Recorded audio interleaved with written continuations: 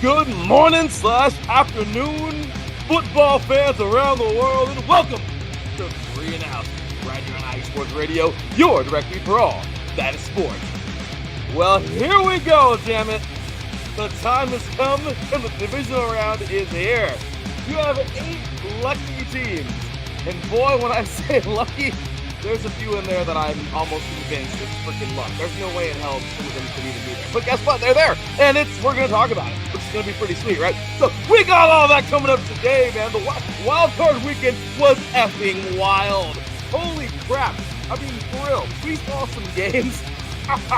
We saw some games that I wish I could unsee because they were like weird. Someone please explain to me where the Chargers are. I mean, we need to send out a goddamn search and rescue team. I still don't know where that team is that didn't play against the Texans. But guess what? Oh, there they are. They're barbecuing at home. Okay, anyway, so yeah, Texans moving on. The Ravens did away with a Steelers team who started so good, and guess what? They're barbecuing. I mean, actually, they kind of caught last week, but we'll talk about that. Also, moving forward, guys, those Bills, well, you want to talk about barbecue. Let's talk about them Bills. The Broncos went ahead and took an early exit, and boy, was it an ugly fashion. The Bills are on a date with destiny, you guys. And I'll tell you right now, this team is going to fight like hell until they get there, and I am cheering for them on this side. But will they get there? Because this week they got themselves an MVP matchup. What does that mean? Oh, we'll get into that in just a little bit. Also, we have here the Eagles just doing their thing. Well, I don't know. The Packers, like I said, Packers didn't seem to show up either. But Eagles looking strong. Commanders over the Buccaneers. Holy crap, the Rams. What? Talk about teams didn't show up again. Clean purple did not prevail, but dirty purple last week did. Oh, we got ourselves some good stuff today. It's the divisional round, and oh yeah, there's a little tiny college game played on Monday. You might have heard of it. The National Freaking Championship. Notre Dame, Ohio State. Oh, we're ready, baby. It's about that time. Grab you something delicious. Grab you a drink. It's about that time, y'all. You are now tuned in live to 3 and Out, right here on IE Sports Radio. Your direct feed for all that is sports.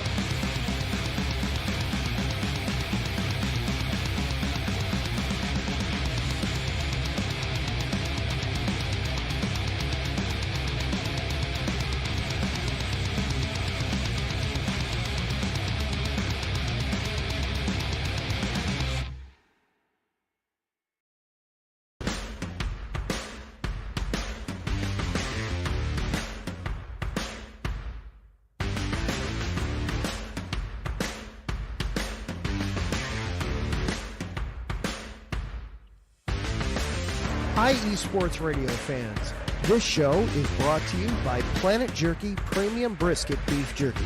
Planet Jerky is the official jerky of the 2022 California League champion Lake Elsinore Storm, Single A affiliate of the San Diego Padres. This all brisket jerky has gluten-free options, contains no MSG, no sodium nitrate, is low in sugar, and high in protein. Go to their website at planetjerky.net and follow them on Instagram at Planet Jerky. Planet Jerky, the jerky that's on a whole other planet.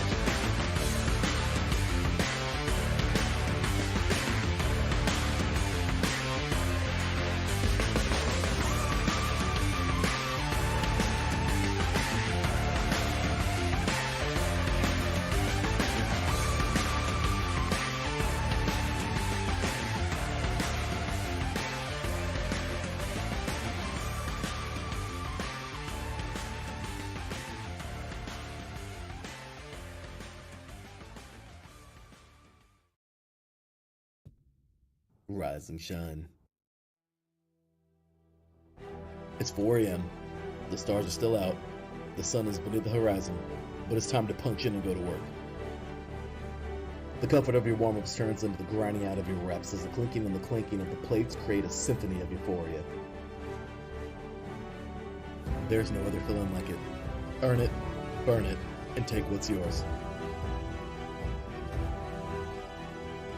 IE Sports Radio has proudly partnered with Vital Apparel, a brand that not only fits great, but also it promotes and donates to mental health research.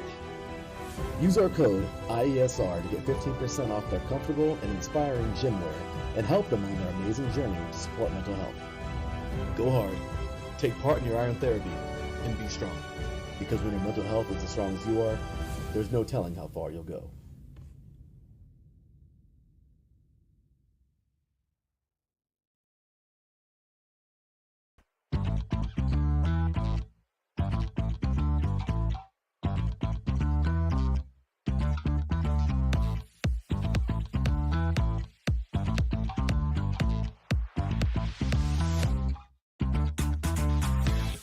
Hey there, IE Sports Radio fans. Be sure to check out our sponsor, Seal the Deal Wax Seals by Cecilia B.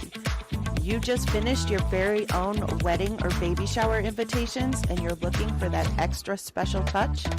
Maybe you just wrote a letter to a relative or a friend and you want to add to their smile when they receive it.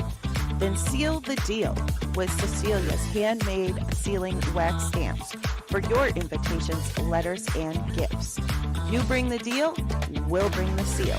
You can find them on Instagram at sealthedeal_wax stamps and on Facebook, Seal the Deal Wax Seals.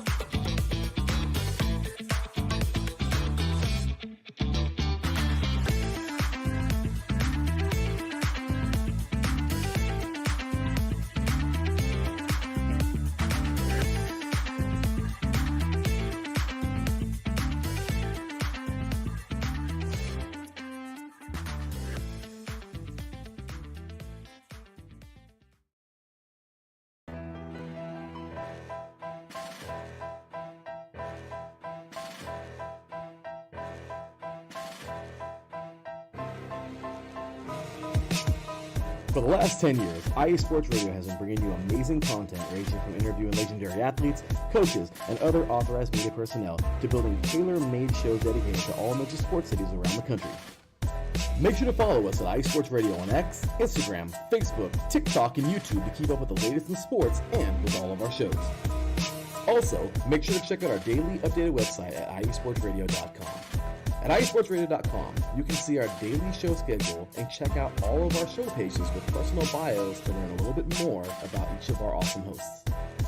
In addition to our show pages, you can catch the iSports Radio blog, Hall of Fame, Fans of the Month page, and our merchandise shop, including t-shirts, tank tops, caps, long sleeves, hoodies, and more.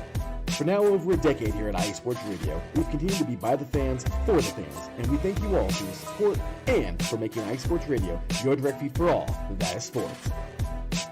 That is right, ladies and gentlemen. IE Sports Radio, your direct feed for all that is sports. You know, this has just been a thing. 10 years of this, man. Going on 11.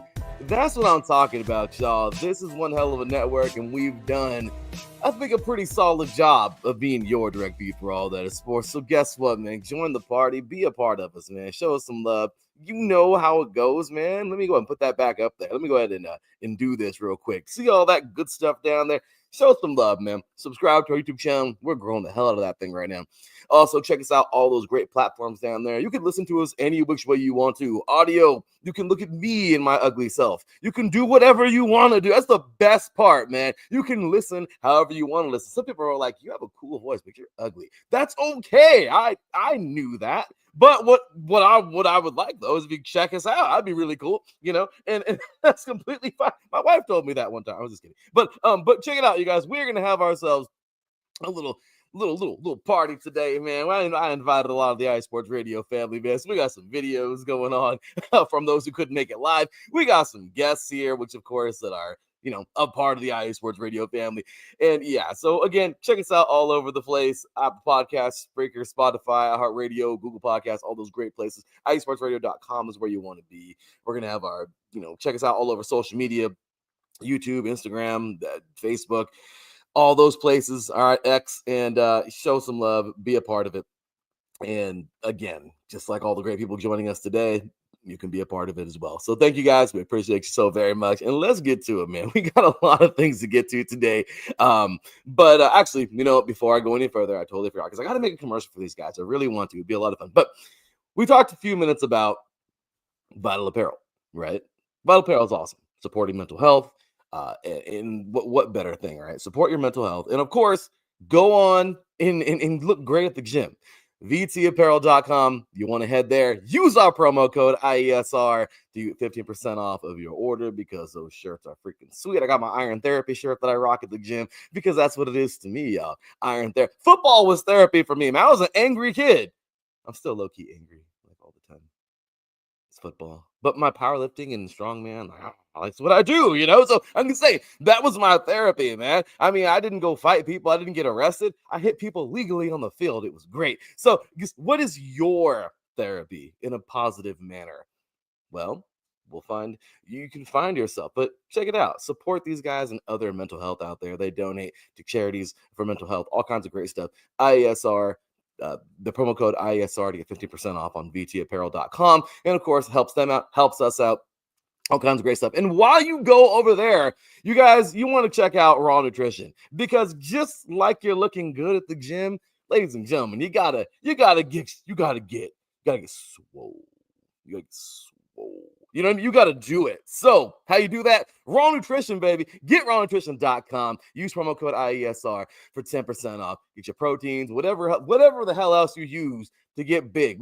Creatine, I'm sure they got Crealkaline, the beta-alanine for the itchiness, you know, with the pre-workouts out there. They got all the good stuff, I'm sure they are, right? They got all the goodies there. Rawnutrition.com, man. I'm a protein guy. I don't really use many other things. Get your protein there. They have some delicious protein. Oh my gosh, they have some delicious protein. So many flavors. Head on over. Get rawnutrition.com, man. Great place. 10% off your order. Use promo code IESR. So with that said, you guys, thank you very much. Seal the deal. Wax Seals, of course, Planet Jerky, Premium Biscuit Beef Jerky, Vital Apparel, and the delicious protein of Raw Nutrition. Appreciate all those awesome sponsors. And of course, check us out all over the place, man. And this is, most recent deal here. We just combined the iSports, the 3 and Out accounts and all that stuff. So you can find me here, of course, at the THE_LB53. And of course, 3 and Out all spelled out. 3 and Out IESR. So show us some love, man. My boy Teran, obviously you can catch him here. He's not here today, but hey, he has a video. He's gonna, we're gonna play in this a little bit. Follow them all here in these places, and there you have it. So if you guys have been under a rock, okay, listening to us or not listening to us since August, you know a lot of cool things have happened. I like to go over a quick little recap for those of you who haven't been a part of this or hasn't listened since August. We forgive you. Just this time. But next season, you want to be a part of it, guys.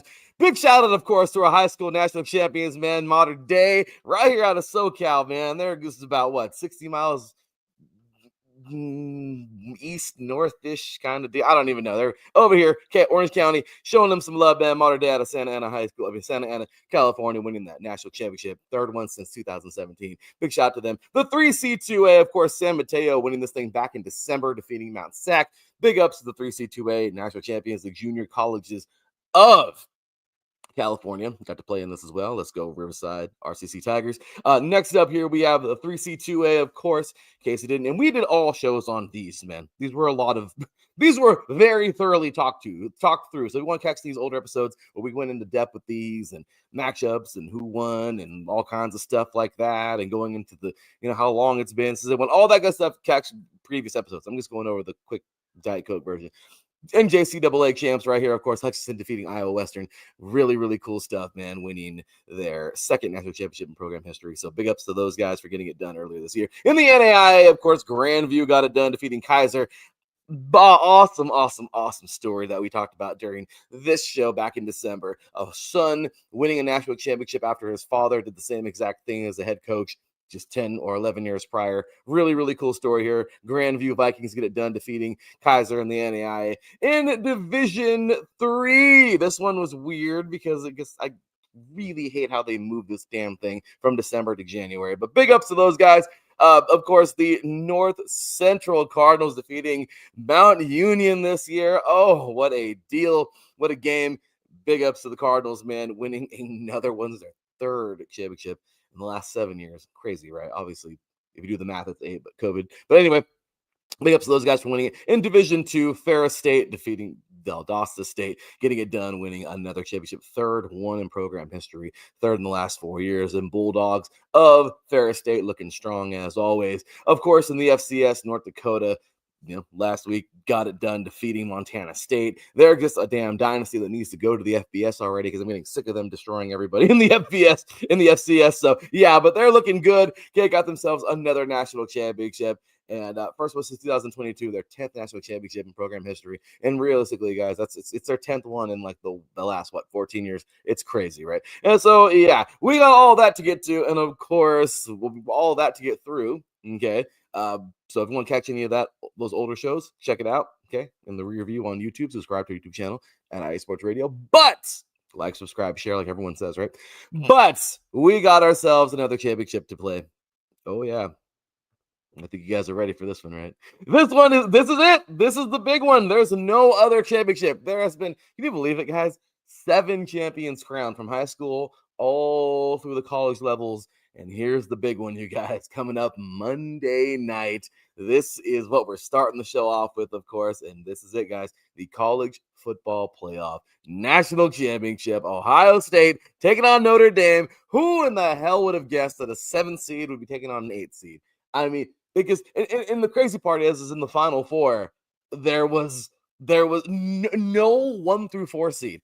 It just goes to show you the 12-team playoff works. I know some of you over here bitching. Okay, whatever. Okay, the first round sucked. I get it. It wasn't that great. But guess what? If we reseed that'd be really cool, right? Because then we are looking at better games, whatever. But what I'm saying is overall, you guys, it works. Okay, it works. So overall, it was great because it goes to show you that the 2 best teams are really there. And that's what I love. I'm happy to say that. The 2 best teams of the year are truly both there. So here we go, man. We're going to get on into it and talk about this game because it's got all kinds of goodies surrounding it here. Of course, in the FBS now. Final 1 bowl season completed. Everything's done, guys. We're just got to play this game, and it's over. Obviously, you got some cool games. I'm just going to throw this out there.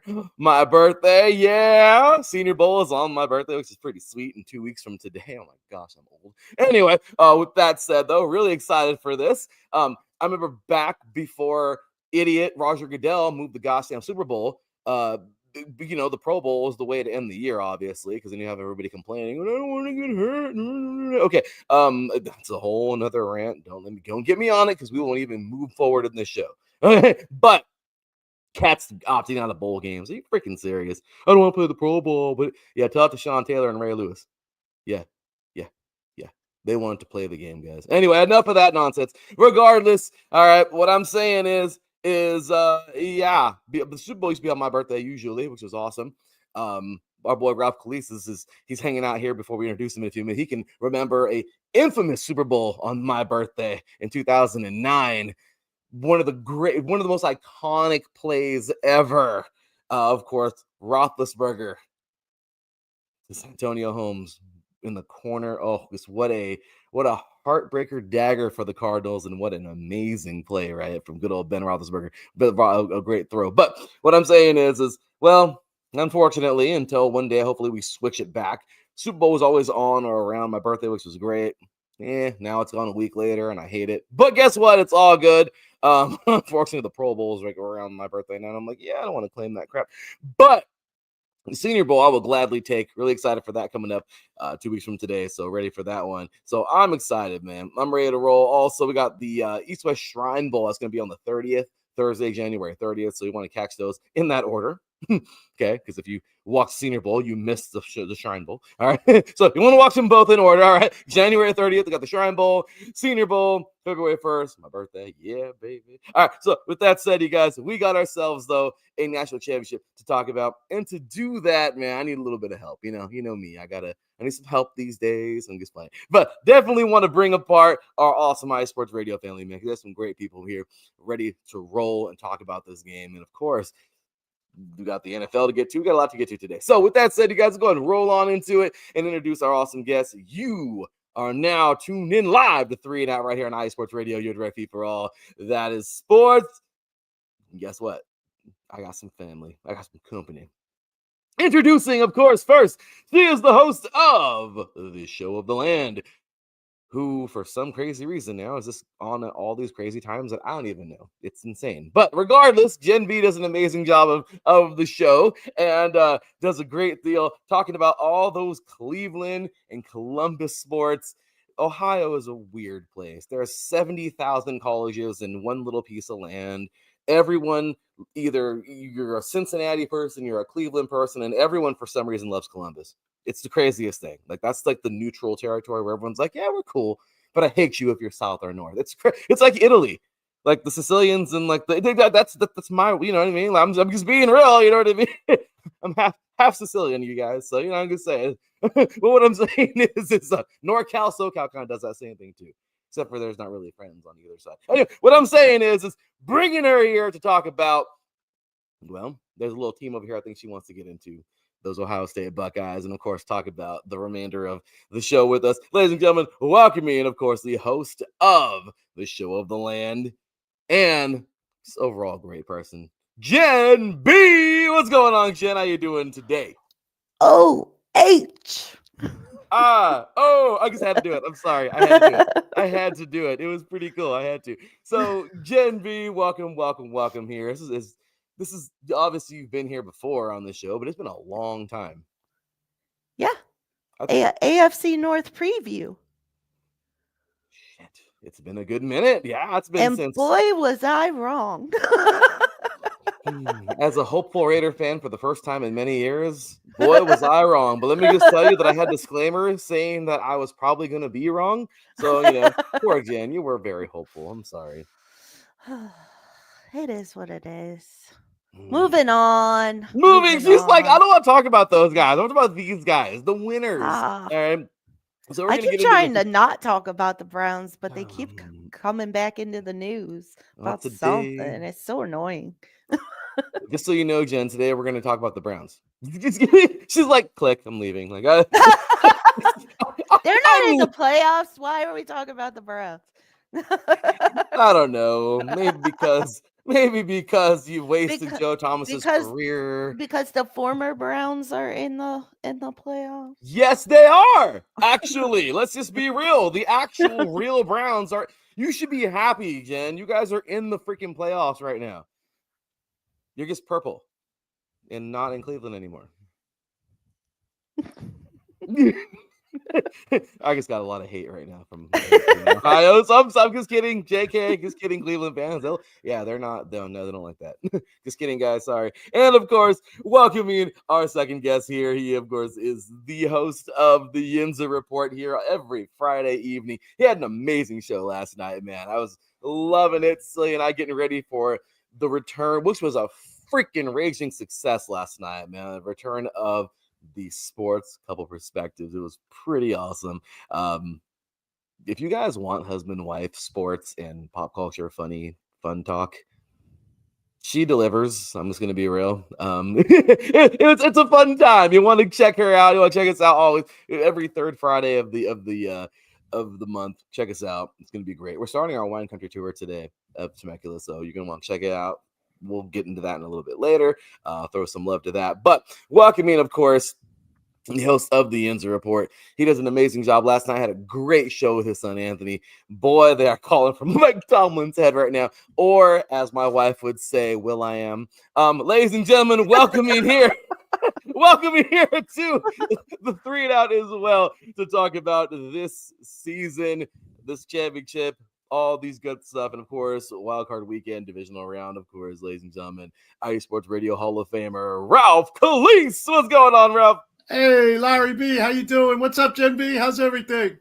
Good, how are you? All right, Larry, just to follow up on that, just comment where your wife said that Mike Tomlin reminds her of Will I Am. Maybe it is Will I Am because we don't know who Mike Tomlin is anymore. Yeah, not after that show last night. Man, there was some nastiness said last night. Let me tell you that. You guys were on fire. There was a lot of a whole bunch of things said, and let's just be real. You should be. That's what I was telling Cecilia last night on the show too. Like, I can say whatever the hell I want to about the organization. I don't give a damn. I can call out freaking Mark Davis all I want to. I'm a lifelong gosh damn fan. You know how much I own tons of that damn merch. I've been a fan since birth. Okay, I'm just being real. So guess what? You don't like it, Mark Davis? Well, STFU. Okay, because now we use acronyms for everything. Okay, so yeah, STFU, homeboy, and fix it. Or should we just let Mr. Thomas Brady do it?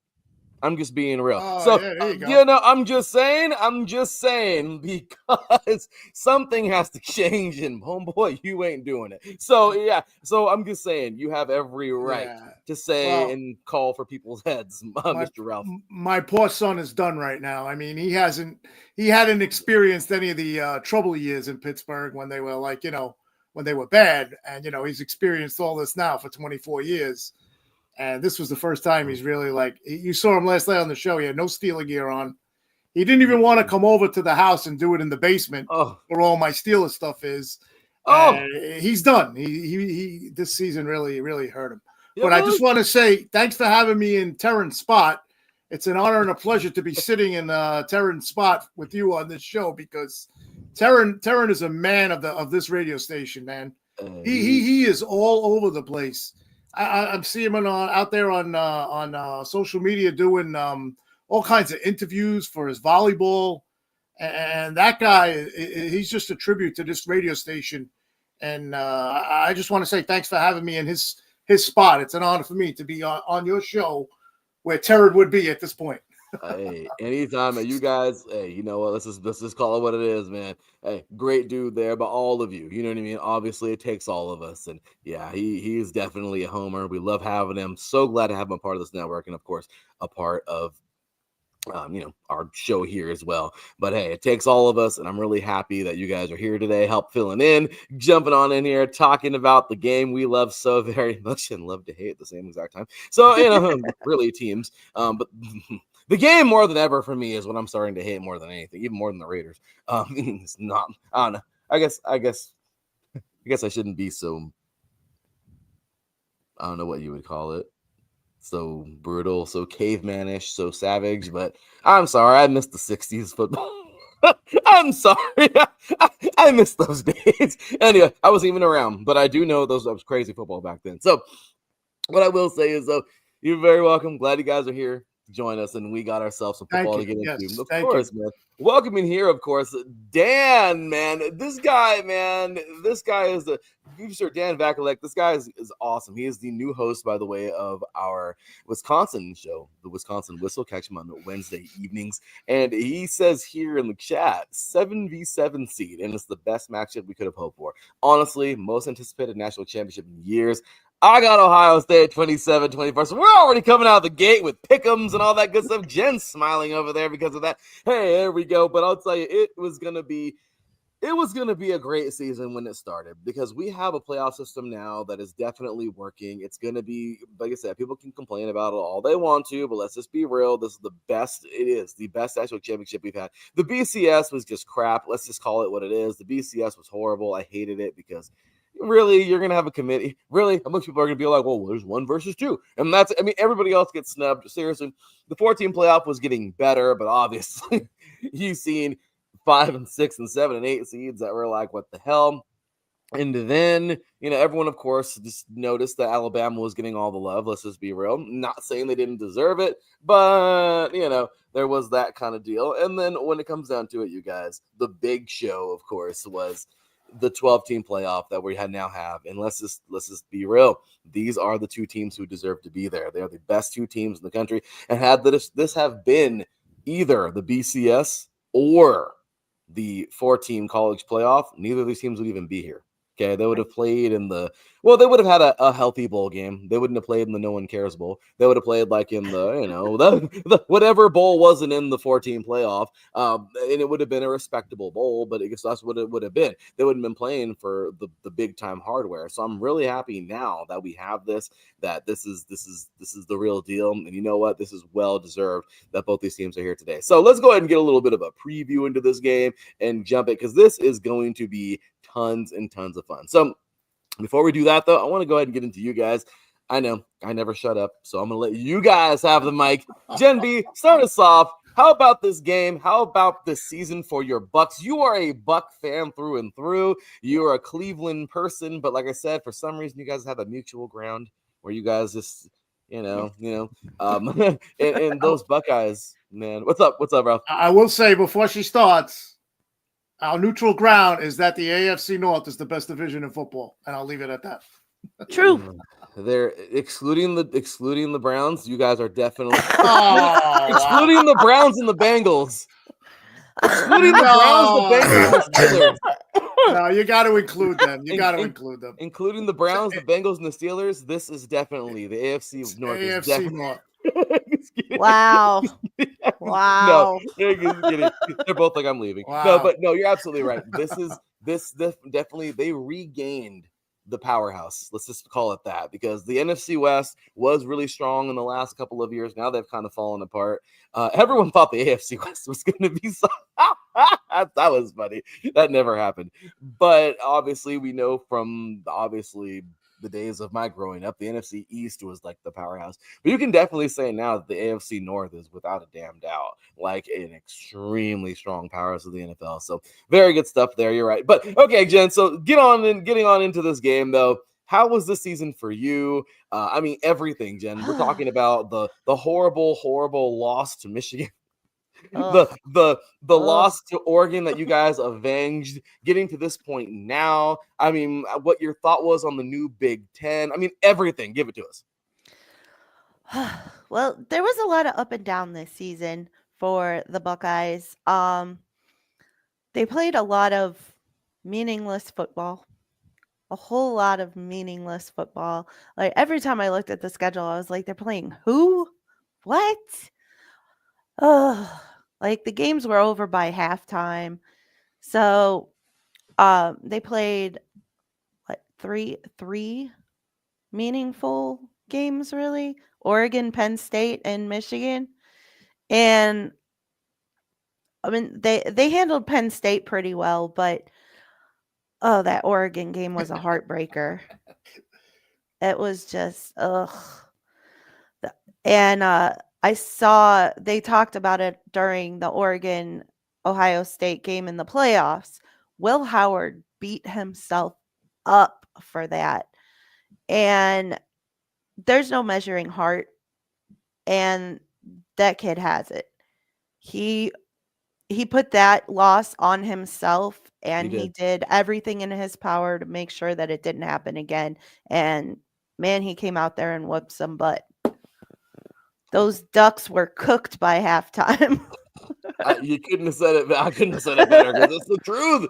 It's the truth. The damn Ducks. Yeah, it was crazy to see. I'll tell you right now, I had no idea that's whatever going to happen in a million years. I thought for sure. I had the game reverse. I really thought this was where the Ducks were just going to lay it on them, just finish them off. What got me the most was the loss to Michigan. Yes. That's what they had no business losing that game. No. They were so unprepared. No. And I had a 30-minute segment basically almost by myself. Okay. Talking about why. And I don't care. Call me what you will. Or whatever. Yeah, I'm a low-key warmonger. Sorry. But I'm just being real. Ohio State had every single right to literally fight. I don't care. I don't promote violence, but sometimes you don't plant somebody's flag. You don't do that. You do not play that crap. That is very serious. So I know, because I've been in 2 of those types of brawls in my life. Yeah. Okay, I guess it happens, and you know what? You just don't do it. That's disrespectful. That's distasteful. I don't care. That's disgusting. So Michigan, really classy, guys. But that's why that's why they played in the embarrassment bowl with Alabama.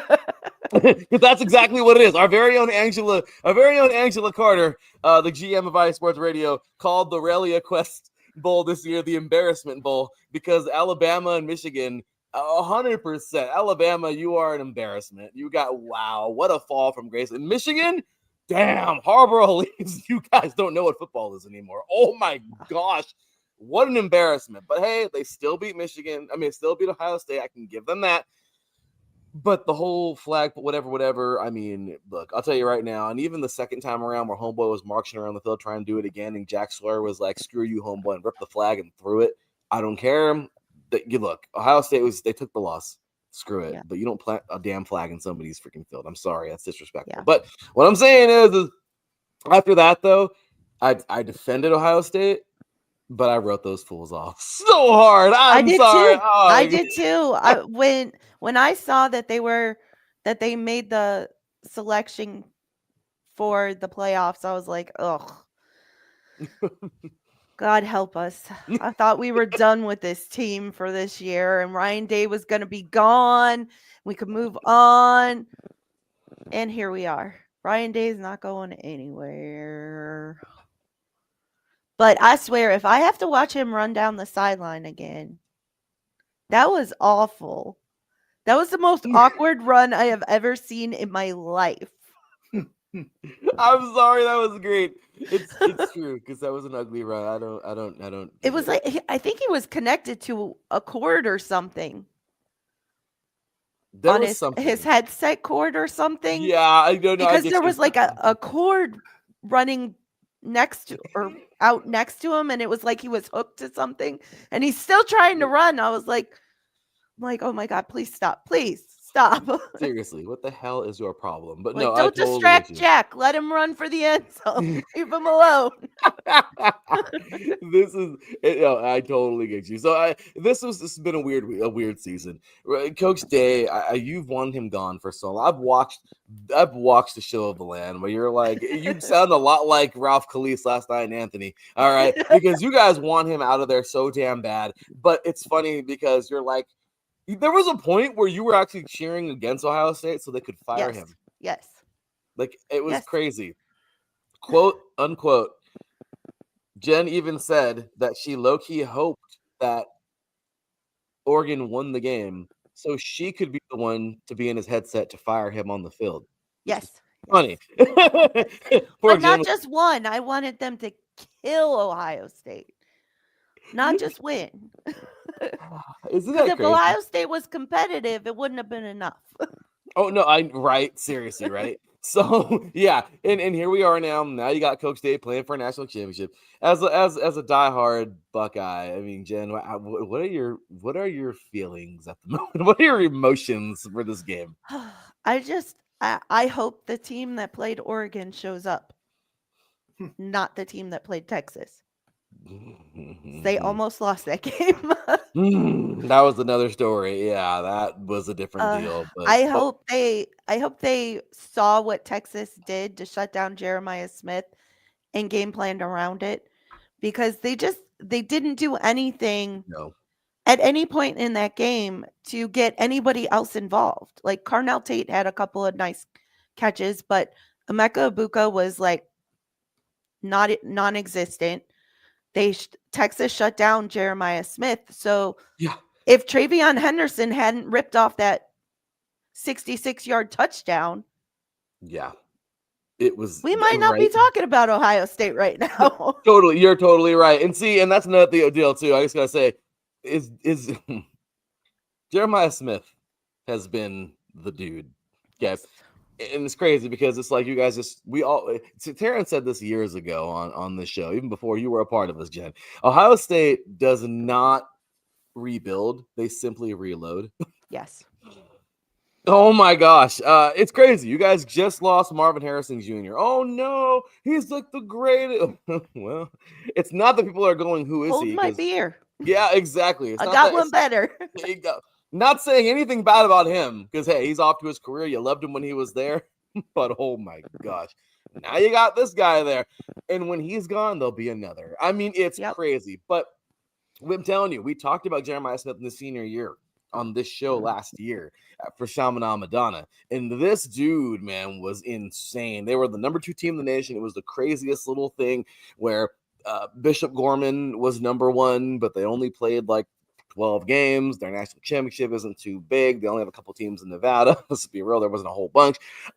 They played teams they already played in their league in the playoffs. They blew everybody out, but they're 12-0. Modern Day lost in a very in the I'm just gonna say it, in the freaking hardest conference in all of high school football, right here in Southern California, the Trinity League, and they Mater Dei loses one to them in the regular season, but then they beat St. John Bosco. Well, sorry, they lost to St. John Bosco in one game and late on the regular season, but then they beat St. John Bosco in the in the Southern California Championship. Mater Dei won the won the California Championship. Then you have Chaminade Madonna, who won the Florida State Championship. They were dominant all year long, and everyone was like, crap, who's going to win the national championship?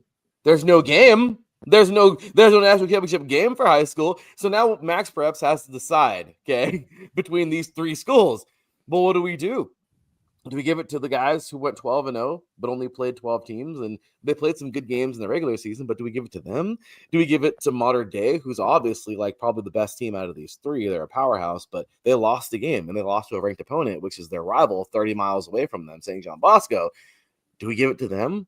Are we going to look unfair if we give it to a team who's clearly better but has a one loss in their record versus a team that was undefeated? Or do you give it to Chaminade Madonna? I don't know. I forgot how many losses they had. I think they had like maybe one, or maybe they're undefeated too. Do we give it to Chaminade Madonna, who dominated Florida, but they weren't number one before, and they weren't number one all year long? So do we override them and put them at number one over Bishop Gorman? You know what I mean? Like, they were in a hard spot because there's no game. So how do you do it? So a lot of people thought Chaminade Madonna got snubbed. But that young man, Jeremiah Smith, played on that team. And oh my gosh, he lit it up in high school. He was a commit. It's funny, we talked about him before. Jen, remember you being all excited he was going to Ohio State, saying that you guys needed a replacement receiver. And gosh damn, did he not deliver? Oh my God. Yeah.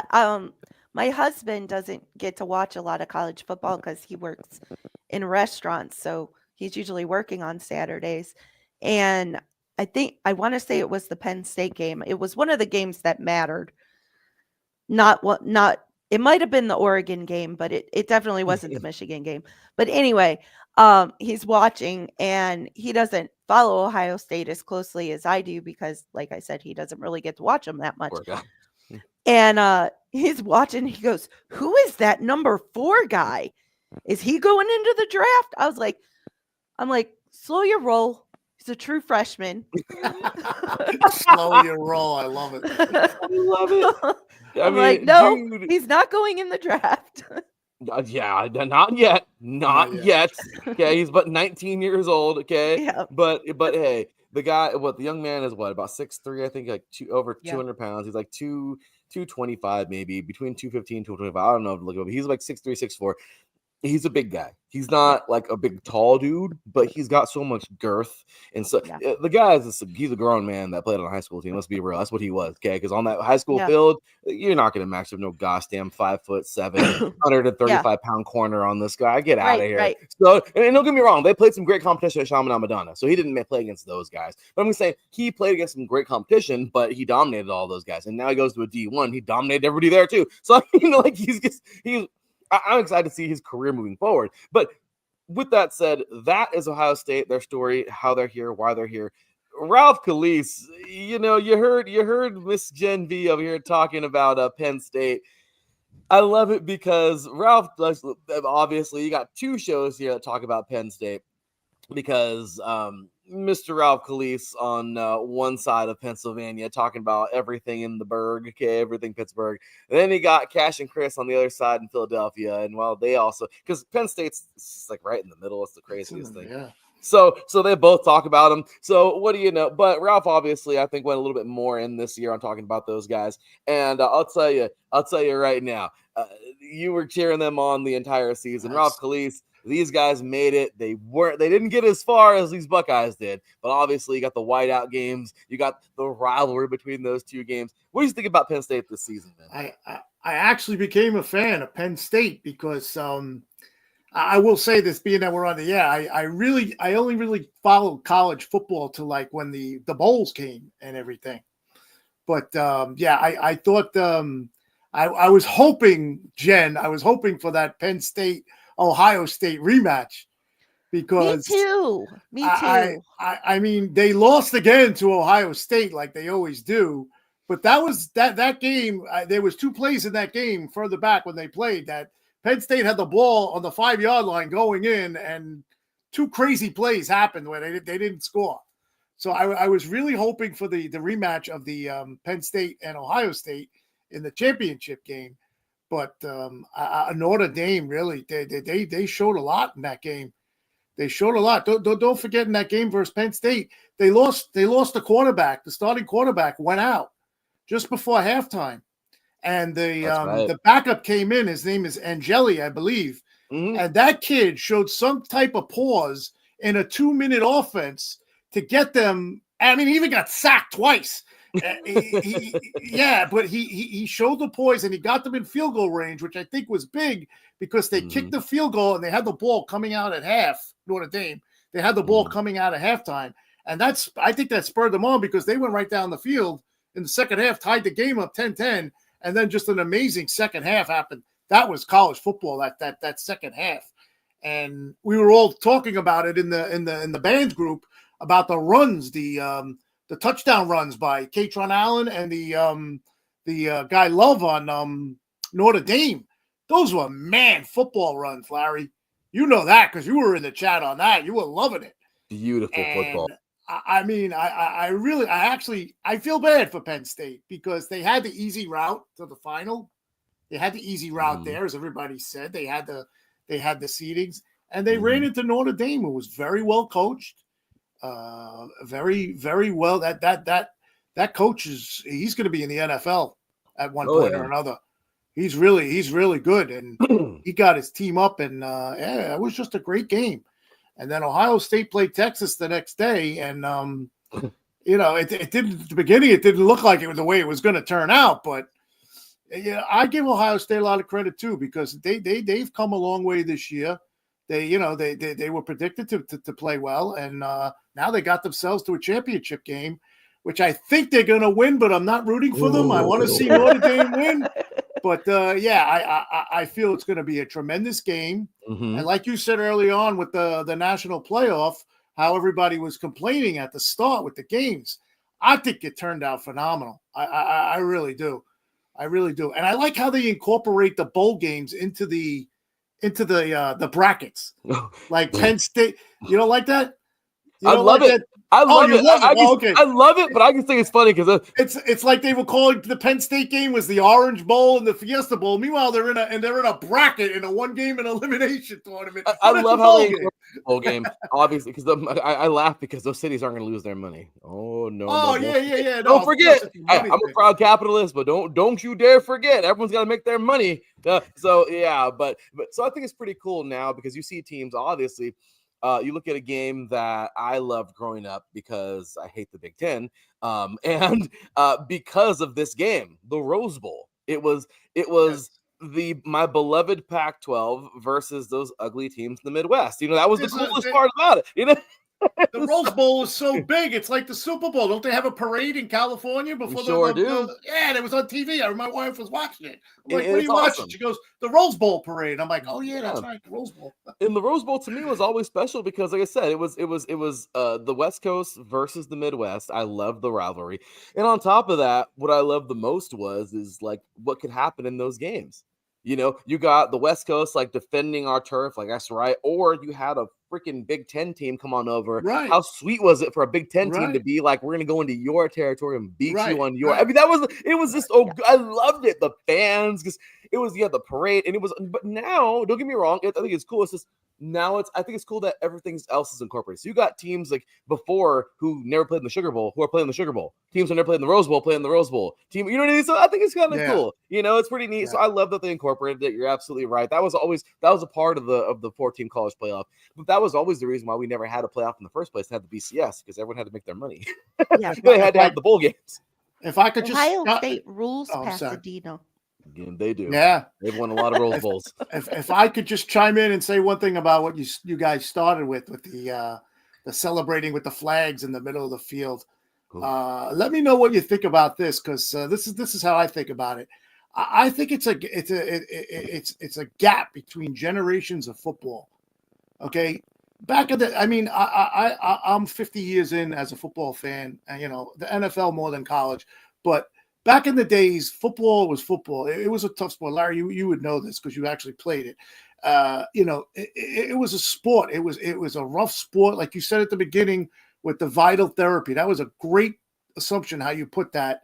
Your therapy was actually hitting somebody on a football field that was legal. That's, you're not going to get arrested. And Exactly. that is how I think football was back in the day. Now, today, like you're saying, all these players, we got to remember they're young kids. They're still kids. They're in college. And that is a big thing today. You have these kids Larry, you teach high school, so I'm sure you see it. But today it's like a macho. I'm saying, like, that's what I'm saying, generational, between back in the day when football was football, men were men. Now today you got this. I mean, you even see it in the NFL. I got a do on my team now that does it. And that's George Pickens. I don't know if you heard my son talking about him. Oh, I know who George Pickens is. This kid's head he's lost. It's all about him. He's got every time he makes a catch, he's gyrations. The last game versus Cincinnati, the players, Pat Frymuth had to push him to the side because he's arguing with the fans because they're getting on him. But that's a story for another day. That's how I feel about that. I just want to know what you guys thought about it being a generational thing, and I don't condone any of that. I don't like any of that because they do it to the Steelers. You see them, you see it on social media every day. Now the big thing is everybody's burning a terrible towel before a game, whoever's playing them, and that's a curse. I did a show about that. The curse of the terrible towel, and it shows up every time. So. Yeah, but I just wanted to comment on that when you guys were talking about the.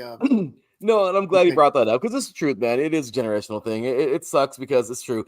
You got. Don't get me wrong. Okay, beating a team, especially your rival, on their field. Oh, it's a sweet feeling. But what do you get told though? I've played in so many rivalry games, so many different ways, and you inherit the rivalry. And what do you get told before?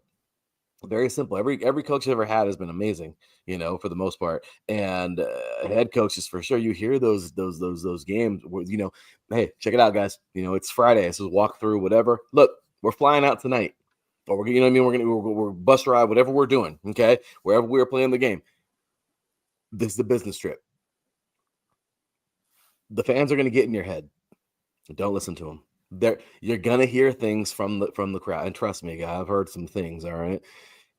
Be a man. Don't listen. Play the game. Okay.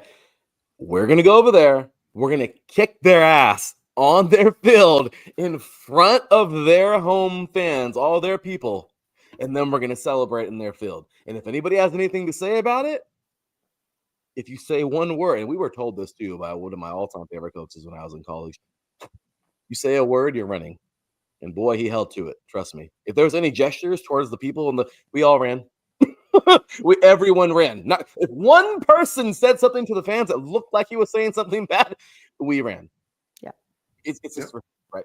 But we're gonna kick their ass on their field. We're gonna celebrate. We're not gonna be planting no flags. We're gonna celebrate on their field. If anybody's got anything to say about it, you say nothing. Just point to the scoreboard. That's all you do. Point to the scoreboard. That's the only thing you should be pointing out is the scoreboard. See that score? That's right. We'll see you next year on our turf. We're going to kick your ass again. That is a rivalry. And that's how you do it. And that's how, right, exactly. That's how it should be men. done. Exactly. As men. You don't have to men. You don't have to take a flag and poke it in the middle of the field. You've just had millions of people watch you do this. Right. I'm sure the other team is ashamed and everything, but you don't have. I don't know if you guys did this. I don't know if I should bring this up, but did you hear what Deion Sanders did in Colorado when they were the night before their game came? Did you hear what he said? No, but I've seen a lot of things that he's done though with that team, like in a lot of the audio clips. What else? So he had. I'll try to put this as best I can. He had the team in a room before the game. Colorado. I forget who they played. That they got blown out. I forget who they played. And he told the team, if I hear anything or smell anything, I'm not going to say, what he's doing. Yeah. You guy, whoever it is, and gets caught, I promise you, will be walking home back to Colorado. And this came from Deion Sanders, whose nickname, as you all know, is Prime time. That's right. So when I heard that, and I was like, wow, I didn't expect that from him, but like I said, generational football. This is what you're dealing with. That's right. Good for you. I remember one time that he was walking through a locker room, not to go too far off the game, but he showed them. He was showing on the YouTube clip. He was showing though, like on the screen that there was I forgot. I don't know if it was somebody coming in to redo their lockers or to like revamp their locker room, and I don't know what it was, but and forgive me for not. I wish I remembered, but I remember seeing him showing like on the screen like videos that he took. He had his phone. He was and Right. he was looking through the locker room, and there were clothes everywhere on the ground and everything like that. He told everybody, he says, so these people are coming here to bless us and help us out and do something good for all of you guys. Right. And this is what you make them walk through Oh, to wow. get there. He says, Wow. he says, I'm going to just tell you right now. He says, I'm your coach. He says, I ain't your daddy. I ain't your maid. He says, and you're in my house. So he told everybody, he says, you already know what's going on. He says, he told everybody too. He says, everyone should be treating this place with respect because I treat all of you with respect. He says, is everybody eating? He says, tell me one person who's not getting reps out there. Everybody was silent. He says, exactly. He says, so you already know what's going to happen after practice. He says, trust me, I would do it before practice, but I want a good rep. I want a good practice out of you guys. He said, after practice, it's on. He said, you guys already know what we're doing. And there you just heard, you didn't hear any, because trust me, that was us too. We got penalized on the sounds we made, guys. If we were getting in trouble, yeah, especially he gets retired. Coach Kraft, I played for him at Riverside. I'll tell you right now, we made a sound. So, hey, everybody's going to get on the line. We're going to run 10 more. For that sound right there, we're all running 10 more. It's military. Okay, we're not the military, but we're military-ish ran because that's it. We all suffered for one person's mistake, and I'll tell you right now. And he said it. So you need to get on everybody. You need to tell everybody, team captains, everybody. You need to get on somebody. He said because this ain't gonna fly. He says, and if somebody wants to say, "Oh, I ain't going. I'm hurt. I'm not feeling good," he says, "You're off this team." Very simple. And that was and I love that because we need that. I'm sorry. So. I'm not saying anything bad about the head coach in Michigan. Maybe he's good. I don't know too much about him, but what I do know is maybe he needs to get a little more discipline on that team because you don't do that. I'm sorry. He, as a coach, he should have been the first person to be like, and if he let it get out of hand, okay, this is what it is. It happens, but next season, don't let that crap happen again. Obviously we'll get the big house, but now does the NCAA have anything to do with that? Do they step in and do they reach out to the coach about that? No, right? No, the NCAA just cares about their pocket. That's about it. But God played in it. But the NCAA, very simple. They just find, for the fights and whatever, they just find the institution. That's about it. Yeah, probably a fine for the incident. Hey, you were just saying about Deion Sanders, you could see as he from his playing days to now as a coach, he's coaching his son. Mm-hmm. It's like we just said, it's generational. He's a grown man now, and he sees it, and he knows, he knows. He knows. Mm-hmm. He's probably going to be a head coach, I think, next year in the NFL. He could be. Go the way they go. The man coached very well in every other level, so let's see what he can do in the NFL. Yeah. I love what he's got. Yeah, no, but I've always been a big fan. I was very impressed by that when I saw that with the if I see you smell it, you're walking home. And that's the way it should be ran. I'm just saying that's the way it should be ran. We don't, exactly, because it's respect for. Because at the end of the day, guys, and he even says it too in those. And I've heard it a million times playing in college and even high school. Football, you need football more than it'll ever need you. Football is never gonna need you. Okay, football is never gonna come knocking on your door and say, "Hey, man, I need you to play." No, football will never need you. Okay, the all-time greats, football didn't need them. They needed football. Exactly. You know what I mean? That's all there is to it. And the all-time greats will tell you that. Okay? You are privileged to play that game. And guess what? You play it and you play it well. You play it with respect. You honor your opponent, but you kick their ass. And then when you're done, you shake their hand. Okay? Right. And that's what that's it. That's just the way you play the game. All right. So I'm just saying but sometimes I get it. Kids are kids. Kids are gonna do like kiddish things. The NFL should do this, but I know they never would incorporate like they do in hockey after a playoff series. They all line up and they shake hands. Do the handshake. I love that. Oh, I love the handshake. Do that. That's professionalism at its best right there. And let me tell you why I love that the most in hockey. because in the NFL, it gets nasty. Trust me. And I've been in. Oh yeah, no, it's a rough sport. I'm not afraid to, and I'm not. It is a little embarrassing. Yeah, I've gone competitions. Yeah, I've gone a couple fights on the field. It happens, throwing punches and whatever. Okay, look, we all do. We all learn from it. We all grow from it. You learn to be a little more mature next time. But hockey, they actually let you freaking fight each other. Yep. Okay, you get some legit. You want to go? Let's go, homeboy. And they got 2 rules. 1, you grab onto each other so you don't fall down. And 2, if you do fall down, that's it. They let you punch you rock 'em, sock 'em robots, okay, until someone's head goes ding. I mean, you legit fight each other.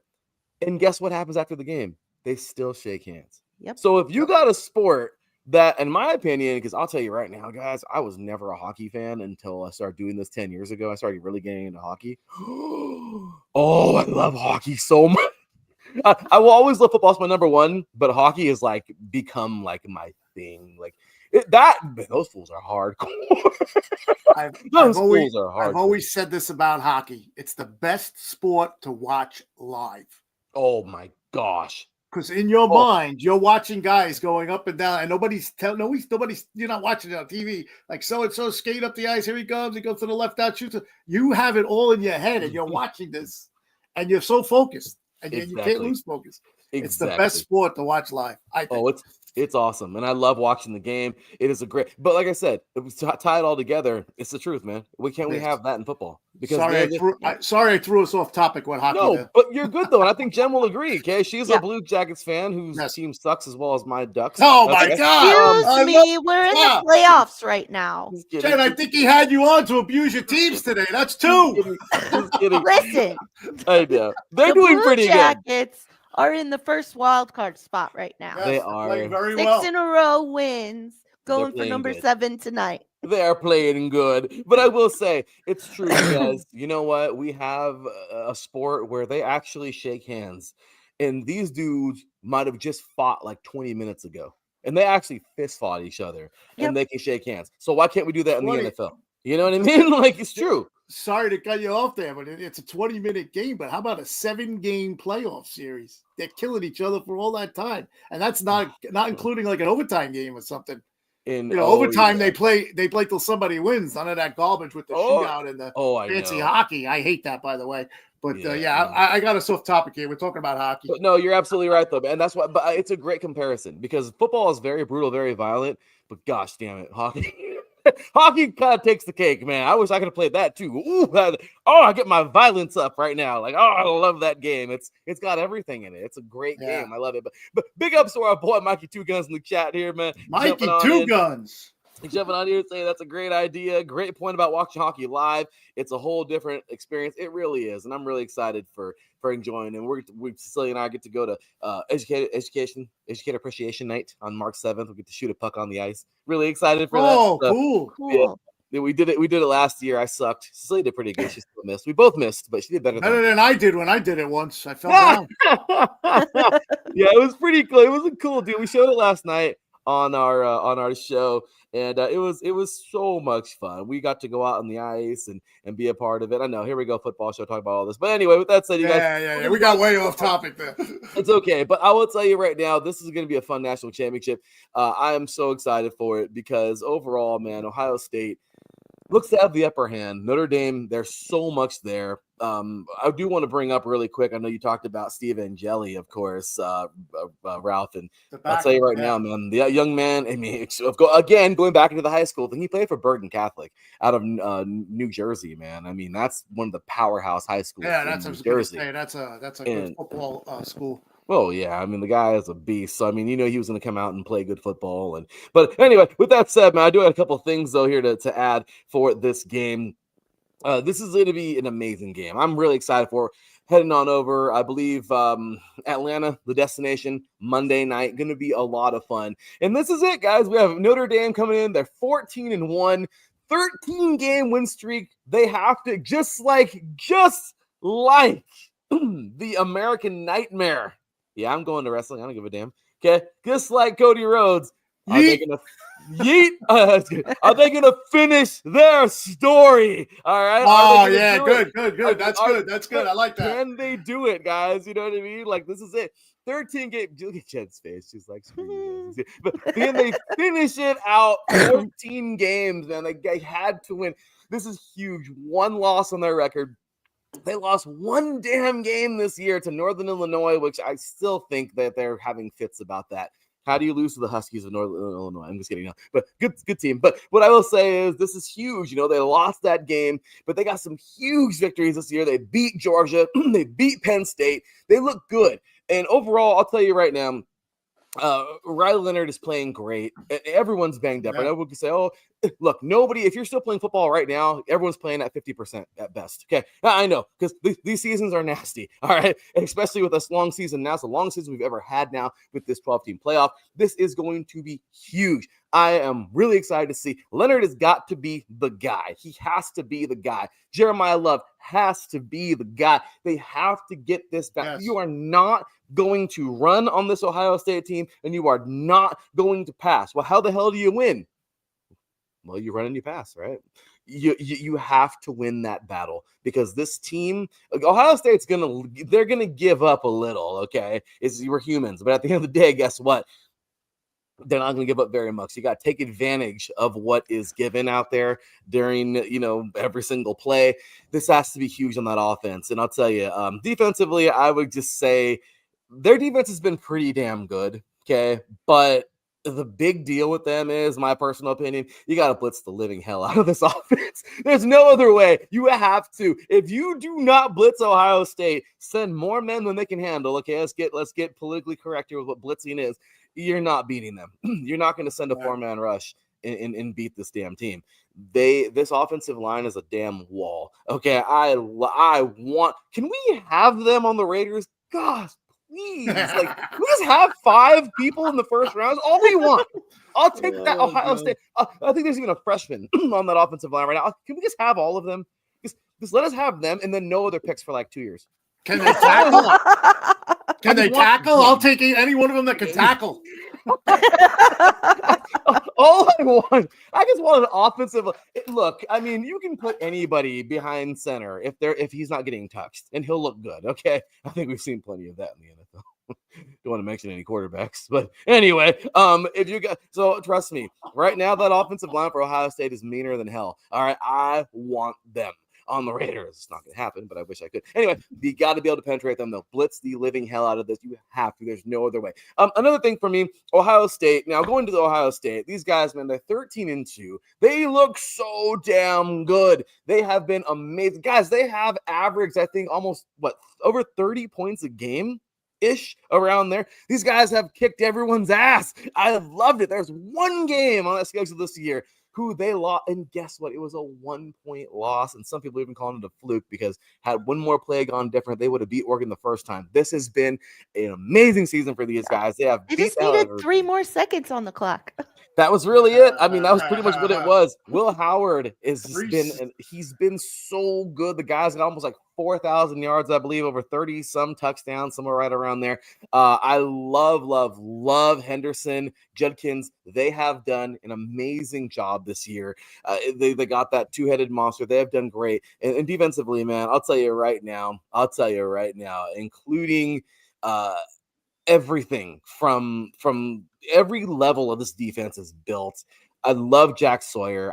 My gosh, I'd love to have him. We got Tommy Eichenberg already. I'm just saying, I'll take Sawyer too because he can hit. He can hit, Ralph. You want him? I mean, hey, this guy can hit somebody. He can hit everybody. I just need somebody who could tackle after watching the last 5 games of Steelers football. The Steelers can't really do that very good, so we need someone who can do that. But no, I'll tell you right now, Sawyer's going to be a beast in the NFL. This defense, the Buckeyes defense just has to play their game, and they win. Yeah. I'll just tell you right now, that's all there is. They say go out there and just play the game. Okay, Notre Dame has more work to do personally. And that's huge. You take a look at I got some key matchups in this game, and I'm just gonna go with it and just continue on the Leonard and Love train. This is huge, guys. They have to be able to establish this offense early and often. If you do not, take your shots when they're there versus that Ohio State defense, you're not winning this game. And really, if you look at the other side, Ohio State has to I would say the only thing Ohio State really has to worry about is slowing down those two dudes. Okay. I mean, that's all there is to it. And just get Jeremiah Smith the damn ball. I mean, just get him the ball. Let these guys, man, the backfield run this damn thing. Look, Notre Dame's still strong, but Ohio State, there's a reason why they're favored in this game. That's all there is to it. My big sell here, and this is the only reason why I would have I would pick Notre Dame, is because belief is a thing. Belief is a thing. It's a real thing. And when people believe, it is just a thing that And nobody can destroy. That's sorry to cut you off. That's the mantra of that coach. Marcus Believe. Freeman That's the guy. is Notre Dame shouldn't be here, guys. There's no way Notre Dame should be here. It's like the Rams. How the hell are they in the divisional? They shouldn't be there. Okay. But you guys, they're here. They're here. And guess what? It's because Marcus Freeman has them believing. They're beating teams that they never should have beat, but they're winning. Okay. I'm just going to put it out there. Notre Dame shouldn't have never have gotten this far, but they're here. So he has them believing. The reason why Notre Dame wins this game is because of Marcus Freeman. And there it is. The reason why Ohio State wins this game is not because of Coach Day. It's in spite of him. In spite of him. Okay. Yes. Exactly. It's crazy. In spite of him. And I'm not saying anything bad about Coach Day. For some crazy reason, he just doesn't have it. Now, don't get me wrong. People are going to jump all over us. He wins the game. And I'm going to be honest with you. As much as I want to pick Notre Dame, I hate them both. I hate both these teams. I'm an SC fan. Go SC. But I love football. And both of these teams are amazing football teams. So I would love to see Notre Dame win one. But same exact time, if they lose, maybe this is the way. Maybe this is a wake-up call to get in a freaking conference, you idiots. Okay, I'm sorry. This independent thing is stupid. They had to fight like hell to even get here. If they were in a conference, it'd be so much easier. Right. I mean, really, maybe they wouldn't have to win 13 in a row. Okay, I'm getting or 14. But what I'm saying is, and if Ohio State loses somehow, get rid of Day. Oh my gosh, please, he's worse than Trussell, and Trussell sucked. So I'm just saying, just putting it out there. So honestly, you guys, this is big. Those are really my key things that I wrote down for this game. This is pretty big. But if I gotta pick one. This is the hardest thing for me because I love belief, and I really do believe. I mean, first African-American coach to even get here to this level. I mean, Freeman, he played in the NFL for like a year, I think. But, I mean, I don't know if it's injuries. I don't know what happened to him. But he's a beast. He is a great coach. He's built his way up. I think they have a great chance of winning this game. But that's the heart, and the head is going with Ohio State. Because Ohio State is just that good. How the hell do you stop this team? I'm so happy, SC, because SC should have beat Penn State, damn it.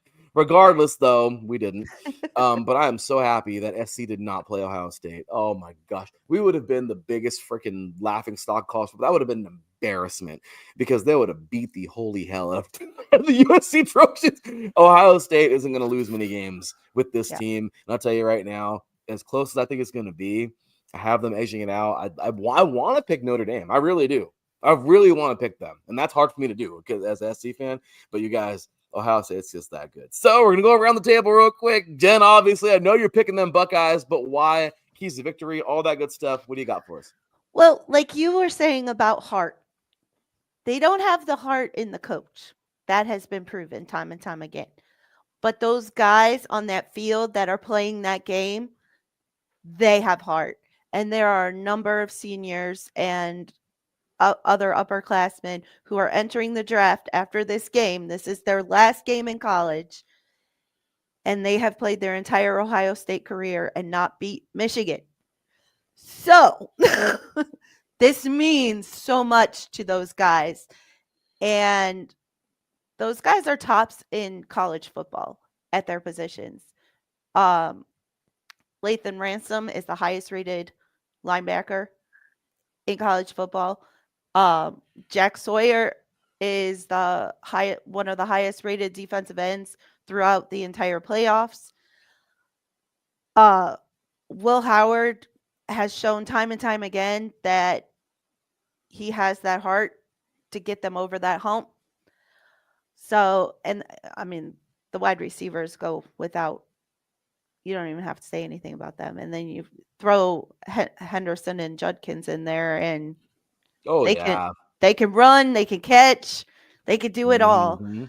So, I just think Ohio State has just a little more edge to get on Yeah. top in this one, and I could see it going either way, a close game, or I could see it being a blowout if Ohio State gets a big enough lead.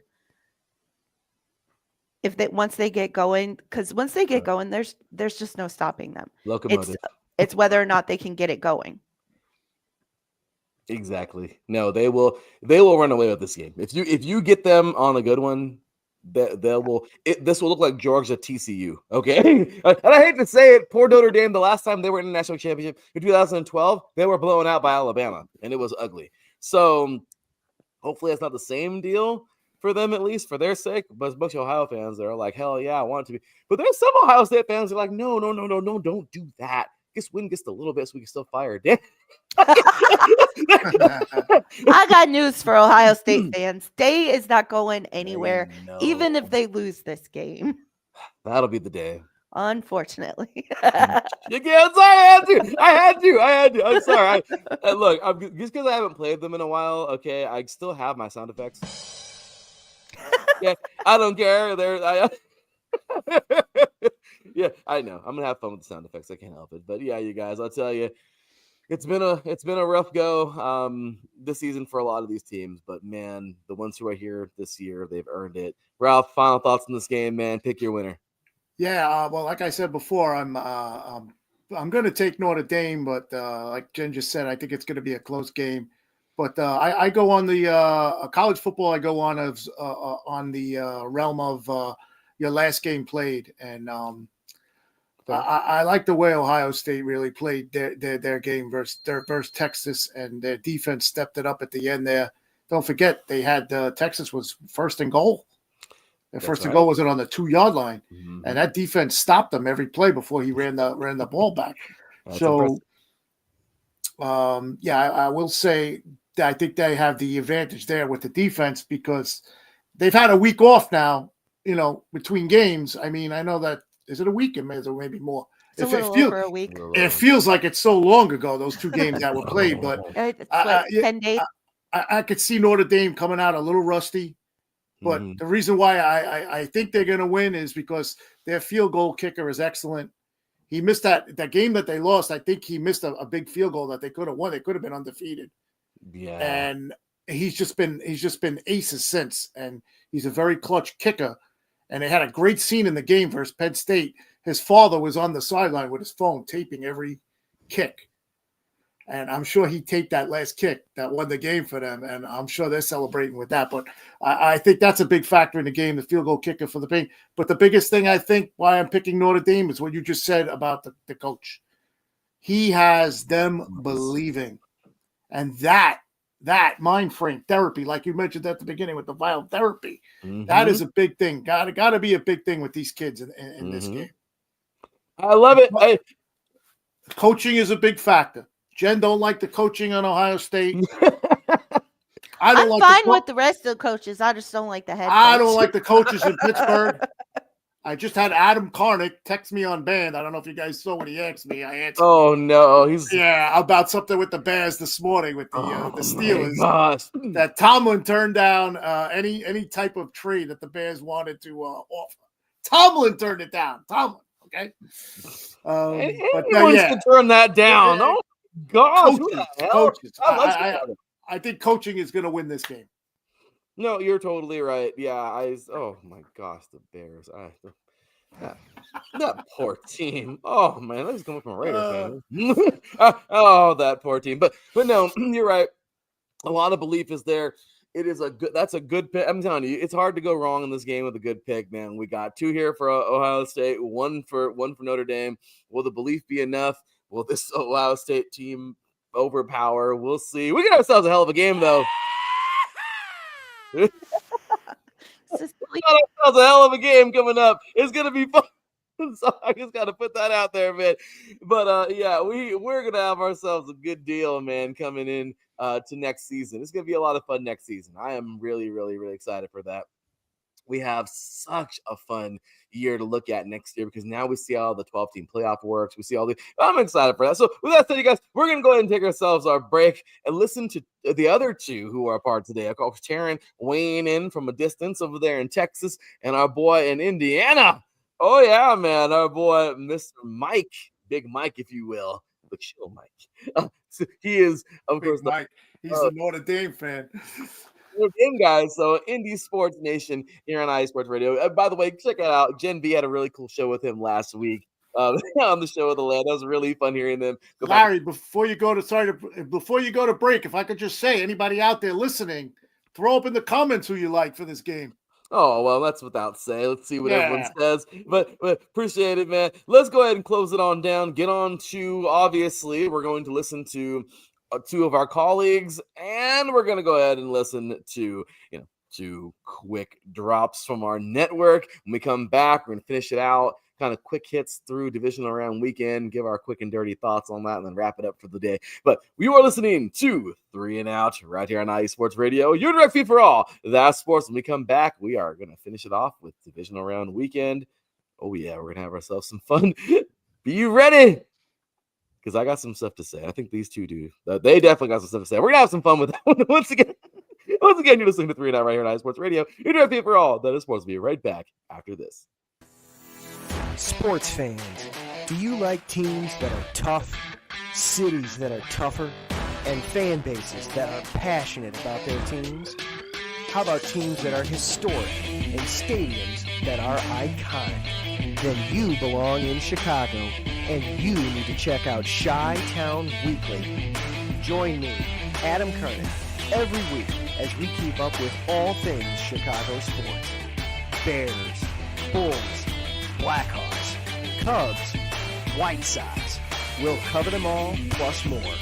The Windy City is always buzzing, and we'll keep you up on all the big games and major stories. So tune in to Chi-Town Weekly every week right here on IE Sports Radio, your direct feed for all that is sports.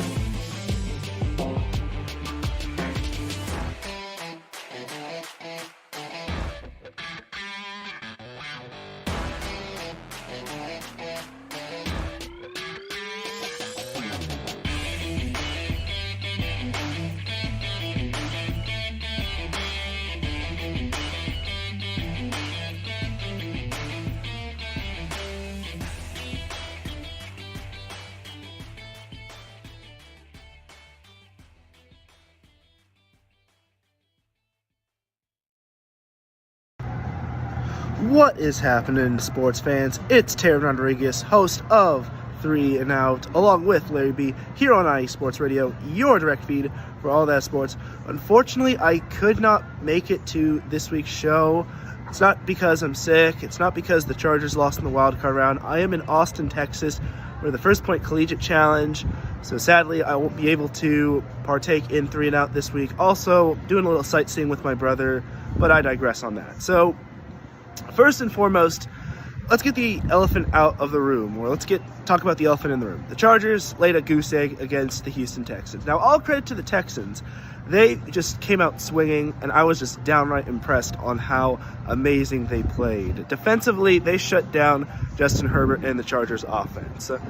So, am I disappointed the Chargers lost? Yes. Was it still a successful season? Yes. And I hope the Chargers can get back to the big stage, and hopefully they don't have another blunder. Now, for the Rams, I was just downright impressed on how they shut down Sam Darnold and the Vikings. It was just a thing of beauty defensively. That young Rams defense is continuing to get better and better, but they have a big challenge against Philly, so hopefully they can rise to the occasion. As for the rest of my picks regarding the divisional round, I've got the Chiefs beating the Texans. I've got the Lions over the Commanders. And you know what? I said this on SoCal. I'll take the Rams over the Eagles. I'm going to go bold. My mind says Eagles, my heart says Rams, and I'm going to go with my heart. And then I'm going to take the Bills over the Ravens in a close one. because they are undefeated at home. Now, for the national championship, I'm going to take Ohio State over Notre Dame.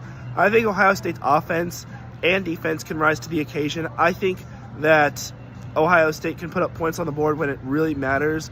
And I think that they're just going to be too much for Notre Dame. And Notre Dame will eventually have to veer away from their run game if they get behind quite a bit. So look for Ohio State to air it out with all of its top receivers. And that's going to pretty much do it for my thoughts for this week.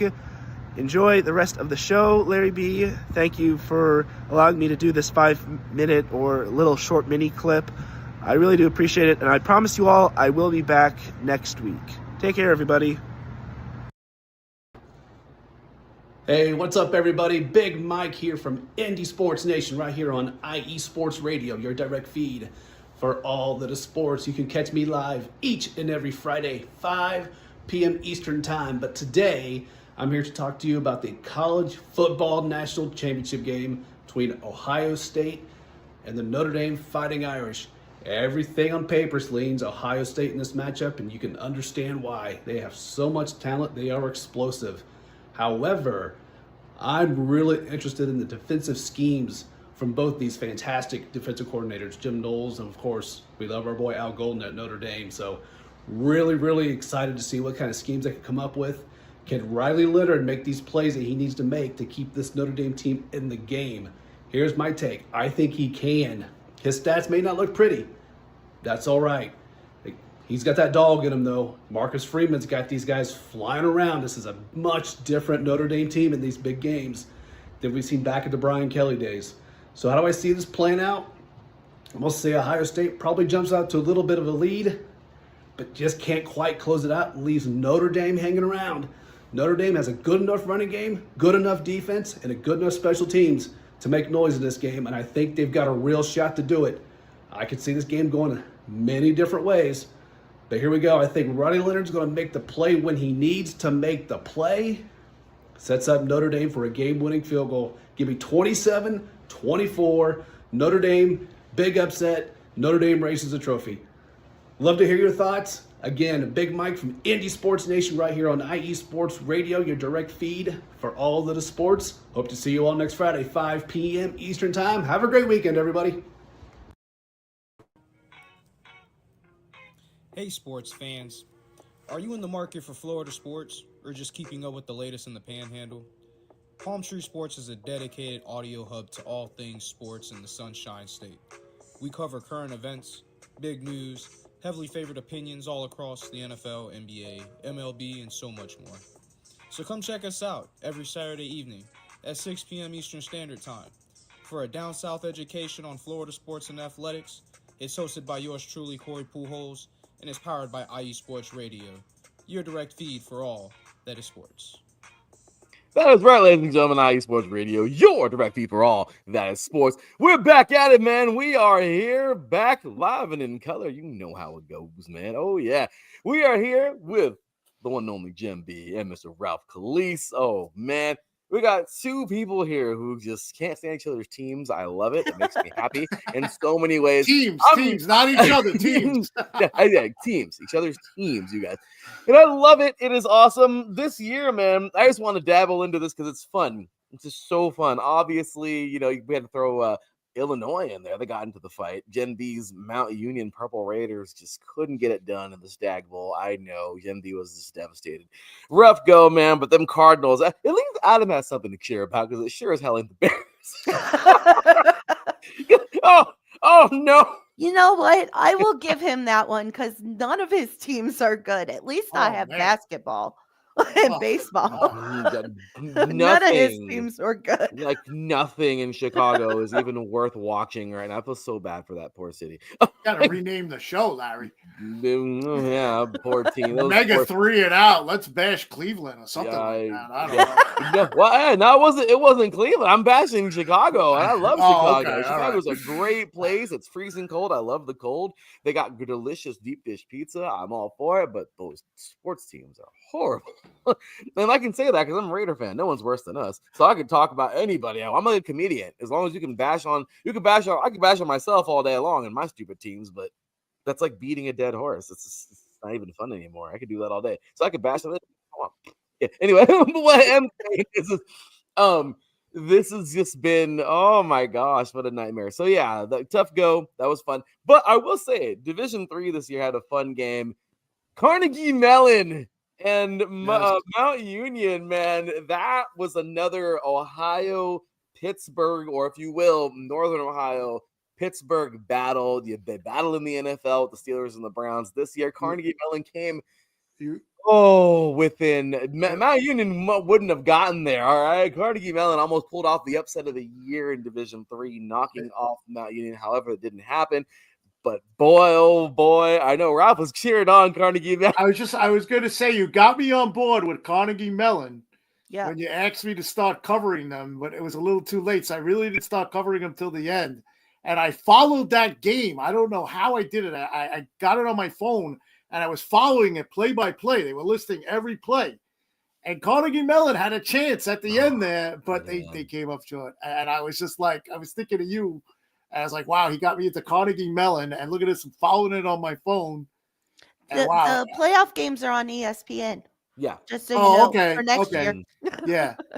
Oh, Well, that maybe probably would be better to watch it that way. Yeah. Than Yeah. follow it play by play on my I actually phone, was but- able to watch it. It was nice because the regular season games you can't really watch because you Right. have to pay them. Lame. You have to pay them to watch their games, and they're just like live Like streams. Larry said, it's all about money.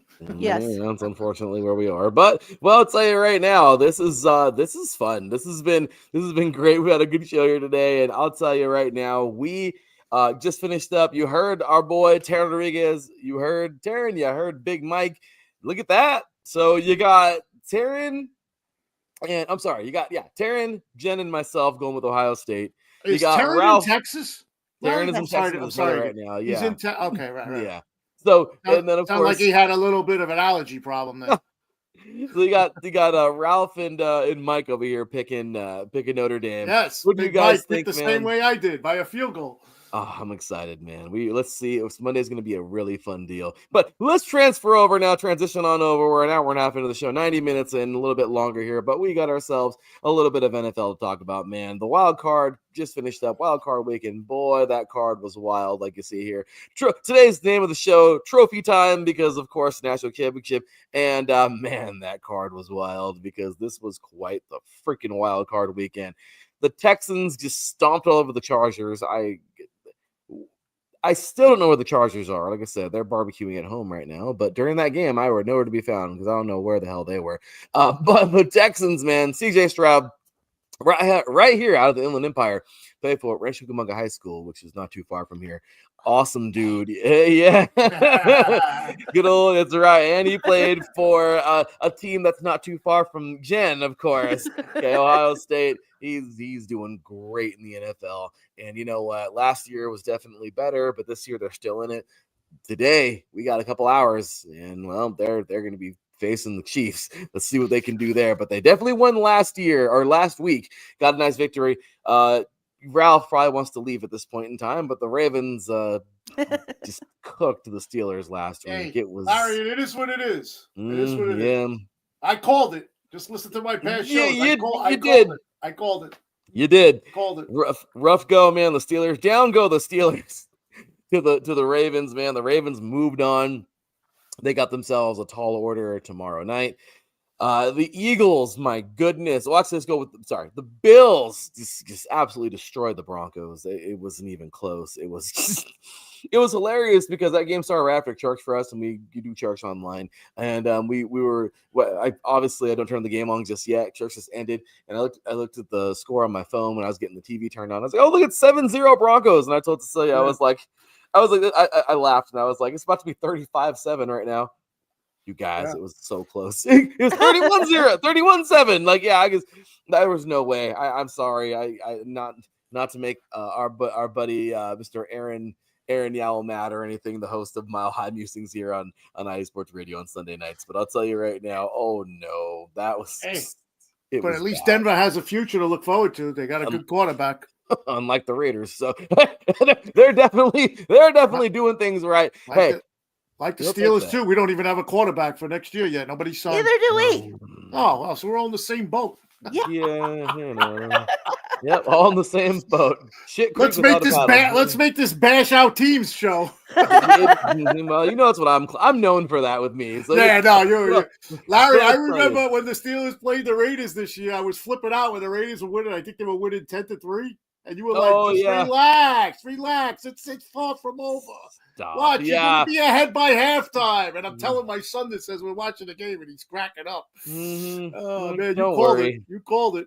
It Yeah, wasn't even close at Was the that end. the game of like all field goals? No. This is when they played the Raiders. I think they They- scored. I think they wound up winning 29-13. But Oh, I was, wow. There was they were no- winning 10-3 after the first quarter, and I was like, "We're gonna lose to the Raiders." Oh my god! Hey, we No. lost to the Raiders, so. I still don't know how. Hey, the Raiders. Don't forget the Raiders beat Baltimore this year. I don't know what the hell happened there. I don't did know the how that Browns. happened either. So did the Browns. Yes. So did we, but I don't know what happened the last two games. This team, the Raiders are dog crap. But anyway, yeah. But yeah, moving forward, man, this was good. The Eagles, my gosh, what a game! This game helped kick us off in the season opener, basically the day after the season opener on Friday in Sao Paulo, Brazil. Big time game here, huge game. And what happens? Eagles win it. What happens this time when they remax themselves? Eagles win it. All right. Yeah. Eagles just have and the Packers have been pretty damn good this year, but the Eagles have their number. Winning this game 22-10, by the way. If you see the scroll on the bottom there, if you're listening, though, let me go ahead and just put those scores out there for you. Obviously, the Texans defeated the Chargers 32-10. The Ravens over the Steelers 28-14. The Bills over the Broncos 31-7. And the Eagles over the Packers 22-10. Then we move on to a game that, Like it was 50-14. Sorry. Well, mumbling out loud there about the score of the Steeler Ravens game. Oh, I love it. Well, I'll tell you. Let me say this is a good one. The Commanders over the Buccaneers. Oh my gosh. Even myself. That was the best game of the weekend. That was, and Teran and I even called it last week, saying it was gonna be a coin flip game, and damn it, was it not? The playoff weekend, the playoff wild card weekend was like the first round of the college brackets. There was really no good games. No, it was crazy. This has been fun. I'll tell you right now, this has been a very, very, very good playoff because we've seen some teams who, like I said, teams who were like, how did you even get here? Teams who are like, okay, you belong here. Teams who are like, whoa, I didn't think you were going to win by that much. You know what I mean? It's just been crazy. And the Commanders, another dude here who played not too far, man. That's right. Jalen Daniels played in San Bernardino, which isn't that far from Rancho Cucamonga, by the way. That's right there by Rancho Cucamonga. Well, not right by it, but down the road a little bit into San Bernardino. Played for Cajon High School, and now went to ASU. Of course, transferred. Did his thing, and LSU and Jaden Daniels, man, he's balling out. Now he's a commander. He's really helping this team win, and they defeated Baker Mayfield and his Buccaneers. Baker Mayfield and his Buccaneers. Jen is like, yeah. Jen's not too fond of Baker Mayfield. I gained a lot of respect for Baker Mayfield this year. Yeah, he had a good season. He did. That was a good year for the Buccaneers. Definitely an early exit they did not want. Yeah. I had these guys really going far. I thought they would do, man. Mike Evans, gosh damn it. Mike Evans. I can see Jeremiah Smith becoming like a Mike Evans in his career one day. If he definitely. The NFL and balls out like that. Because Mike Evans, man, is doing his thing. What a big victory for the Commanders, though, unfortunately, because even with Mike Evans playing as well as he did, man, the Commanders has found a way to win. Just to put this out there, I don't know what you guys thought of it. They had the game won. Yeah. And they still threw the ball to Mike Evans for the record for the 1,000 yards. I thought that was pretty cool. That was pretty cool. It's all about this, right, Larry? Yeah, well, but look at who else didn't. Saquon Barkley kind of took a back seat to his I know. I was shocked at that. I wish he would have done it. So I wanted him to do it too, but it just goes to show you. Even though I love Barry That's more Sanders. important. Oh, I know. But it just goes to show you this is more important to him. He rather just, who knows what could have happened if he would have carried the ball. At the end of the day, he's all about, of course, the record would have been cool. I would have loved to have seen him do it too. But hey, right now, I'll tell you, this is huge. This was huge for him because obviously he didn't get the record, but he wants something bigger. He wants some hardware. And he knows he was never going to get it in New York. New Jersey, let's be real. Okay, but he was never going to get it as a Giant. All right, the Giants had their two bowls, in 08 and 12. So yeah, but I'll tell you, that was huge. And then of course you have the Rams just wow, the wildfires in LA, 60 miles north of here, have been nuts. Could not play. Thoughts and prayers to everybody over there, of course, but could not play in LA. The Cardinals being really cool, letting them play there in their stadium in Glendale, about 6 hours east-ish, southeast, well, kind of east, south, but really east-ish. Anyway, from here, and this has just been this has been a crazy week. Did we get any thoughts how Angela felt about that game in Oh my Arizona? gosh. Good old Angela. I'm sure she has a lot to say about a lot of things, but this has been fun though. Alden was not happy. No, he wasn't. No, Alden K, man. If you want a funny show, you want to talk about a dude who bashes his teams. I thought I was. Oh man! Oh my gosh, he bashes them all. That's great. Because he tells it how it is, man. I should have had him on my show last night. That would have been classic. Oh, Alden K, man. Catch him on Fridays with a great show, man. Great show. Arizona or AZ Sports Zone on Fridays. He's usually in the afternoons, but sometimes we'll go in the evenings depending on his work schedule. But he's always very consistent. The dude delivers you the purest. And when I say pure, I am not kidding. Okay. No concentrate. Homeboys are off the branch picked. Okay. Pure. Catch his show. It's really good. Oh, he's really good. I love it. He does a great job, man. Catch him on Fridays here on iSports Radio. He does a great job. But I'll tell you, man, Alden K is weighing in on his teams, and he weighed in on this one too. He's like, they're in my stadium. I can say what I want. I don't give a shit. So I love it. And yeah, this was big. But man, the Rams showed up. They got a huge victory. It was really cool seeing too. After the game, Stafford just kind of talking about, how they do it, they wanted to make something positive for everybody in LA, and they fought so hard for this. This is big. This is really big. So big ups to them. Big ups to the Rams. The Vikings, I don't know where the Vikings and the Chargers, man. We're looking for them right now. I don't know where because the Vikings are nowhere to be found. Oh my gosh. Talk about a dud. The Vikings, I'll tell you right now, the Vikings were eliminated the moment they lost to the freaking Lions. Like, oh no, that was bad. And yeah, they lost the Lions, and that was basically their exit right there. Yes, oh definitely. Yeah, you knew they weren't going to win any games after that. If they did, I was going to be surprised. I wanted to see them regroup and fight, but there was no way. I thought they got slammed by the freaking Lions, and they just took away their talent. It was like Space Jam. Like, you just took away their talent. I don't know what happened, but they couldn't do anything. The Rams just unloaded on these guys 27-9. And that's it, guys. Down go the Rams. Peace out. Goodbye. I mean, down go the Vikings. Peace out. Goodbye. And the Rams are moving on. So here we go. Ladies and gentlemen, let's go ahead and roll it on into the divisional round. What's going on, Ralph? One thing about the Vikings, I don't think that was expected of them to play that way all year. Oh, with that record and Sam Donald, so no. I guess it was a victory season for them in the end, even though they didn't go any further. No, you're right. You're right. This could have been huge for them to move forward and get a big victory, and this could have been really big for them. But the Vikings, man, they like I said, they just kind of fell apart. I mean, it's like you said when you started the segment that they were games of like who should have been there and who shouldn't have been there. And this team behind me shouldn't have been there. They should have forfeited their spot. They should have just gave it to the Bengals after they lost to them the other day. Don't give them any hope. The Bengals could beat the Chiefs. My God, don't you love those games where you're like, how did that happen? Like, you gotta love that, right? But with that said, you guys, this is big. We got the divisional round coming up, man. In just a couple of hours, we got Texans and Chiefs kicking off. And then later on tonight, Commanders and Lions. Still don't know how Mike Pat's going to do that show tonight because his Commanders are obviously playing. Going to be fun. You have tonight coming on. Double duty. Tonight and tomorrow. Exactly. And then the cool part is tonight as well. We got our very own I lost my train of thought, but we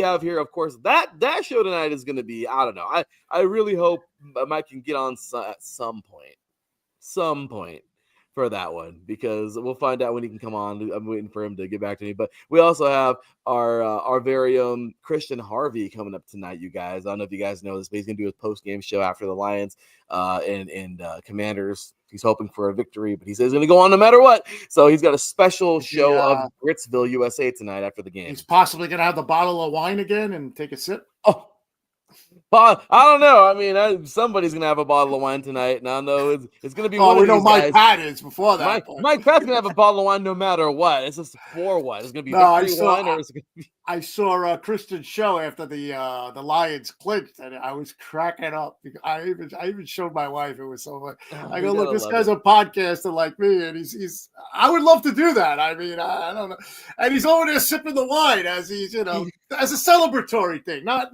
He's Hey. like, all right, he takes a sip of it. I was like, oh yeah, it was great. Sometimes you gotta enjoy some good wine. I'm Yeah, just being real, Sometimes you gotta enjoy some good wine, But well, I did a show about. I'm sorry to throw you off track again. I did a show about that earlier on before we were on StreamYard. I was on Spreaker about how it would feel to come on air after your team wins a championship. I mean, I'm new, so I've never experienced it, and I don't know how I would react. Really. I mean, if the Steelers ever won a Super Bowl and I was on the next day, oh my God. I don't know, Larry. You might have to. You might have to fire me. You might have to fire me. We've had some good ones. We had man. actually Kale happened to be on air when the Golden Knights won a couple of years ago. Oh, okay. And he got to celebrate on air. And then last year, when Drewski was still a part of us, Hard Texas was actually live when the Rangers won the World Series. Okay. So it was pretty cool having them actually win while they were on air watching the game. It was pretty cool, So that's what I'm saying. That must be a great feeling. Oh yeah. Now that you have that platform for us to go out there, and we're diehard fans of our sports. That's what it's all about, guys. Come on, JB. If the Browns win the Super Bowl next year, your first show. Come on, well, you'd have everybody on. Your husband. I wouldn't be able to talk. I know. That's what I'm saying. It'd be nuts. Oh my God. Larry, even you with the Raiders. Come on, man. He would still find something bad to say, even if they won the Super Bowl. Yes, he would. He would say, I hate this That's team. just who Larry D is. They won. But I love you, Larry. You know that. I love you. You're the best, bro. If the Raiders won the bowl, I'd be like, come on. There you go. That's what I said. He would find something bad about it that they won the Super Bowl. That's great. That's great. Seriously, I'd just be like, where the hell has that been? Like the last, really? Like, seriously? It took that long? I'm still, 2017, I'm still pissed off. I'm still pissed off that USC gave up 49 points or 48 points to Penn State. We won on like a 50-some yard field goal. We won the game 51, I think 40 or 52-49, I think. But I was still pissed off because I was like, you gave up 49 points. Like, you should not be celebrating that. You gave up 49. You had to score 51 in a field goal from like half the freaking field. Really? You shouldn't even be celebrating. How dare you celebrate? Like, you guys should be disgusted. Just not to get off track again, but I didn't know you at this time, but I know the game way back when, the Tuck Rule game. You must have been flipping out. I was in the 8th grade. Do you know it would have been the Steelers and the Raiders in the championship game? It would have if they would have not deemed that the Tuck Rule. And my hate for the Steelers would be even more. We did not have any pads back then, but it would have been awesome. I was an 8th grader. I was watching it with my dad, and it's such a good game. I was watching it in a hotel in Pittsburgh because I went to the game the next day with the. That's awesome. With the Steelers. Oh, I love it. I'll tell you. But yeah, y'all, we got ourselves some good games though coming up. Once again, Texans and Chiefs coming up today. Commanders and Lions. Tomorrow we got the Rams and the Eagles, and then the Ravens and the Bills. Oh, we're gonna have some good ones this week. It's gonna have everyone cheering and excited. And then, 4 teams advanced, and 4 of them. It's the Browns' whole season. Damn. Damn. He was in there too. Damn. Wow. Yeah, that was exactly. Here's a live listen to the Browns' whole season. Oh That's what I said every show. You said that. That's it. That's the whole season. Those poor Browns. Golly, like I don't care what you do. It's just somehow, some way. I'm crying here. I mean, somehow, some way, the goddamn Browns. I mean, Oh my God. It's the Raiders too, though. It's like we're connected somehow, like through the stars. Oh my God, that was funny. We're I will destined to be say, horrible. at least the Browns didn't accidentally win and screw their draft position. Yes. That's even worse, isn't it? Isn't it Yes. great? Like you can't even lose right. Like what the hell? Like oh my gosh, the Oh, Raiders. man. The Raiders make me so mad. I know. We're so All right. anticlimactic, aren't we? Carry on. You want to have those games. You want to have those. But we don't have those games. We just have the Womp games. So anyway, okay, I'm sorry. Anyways, I'm having way too much fun with the buttons here. All right, so cut me off. That's it. We're done. Boy. Okay, so let's go ahead and get on. Well, at least you know they work now.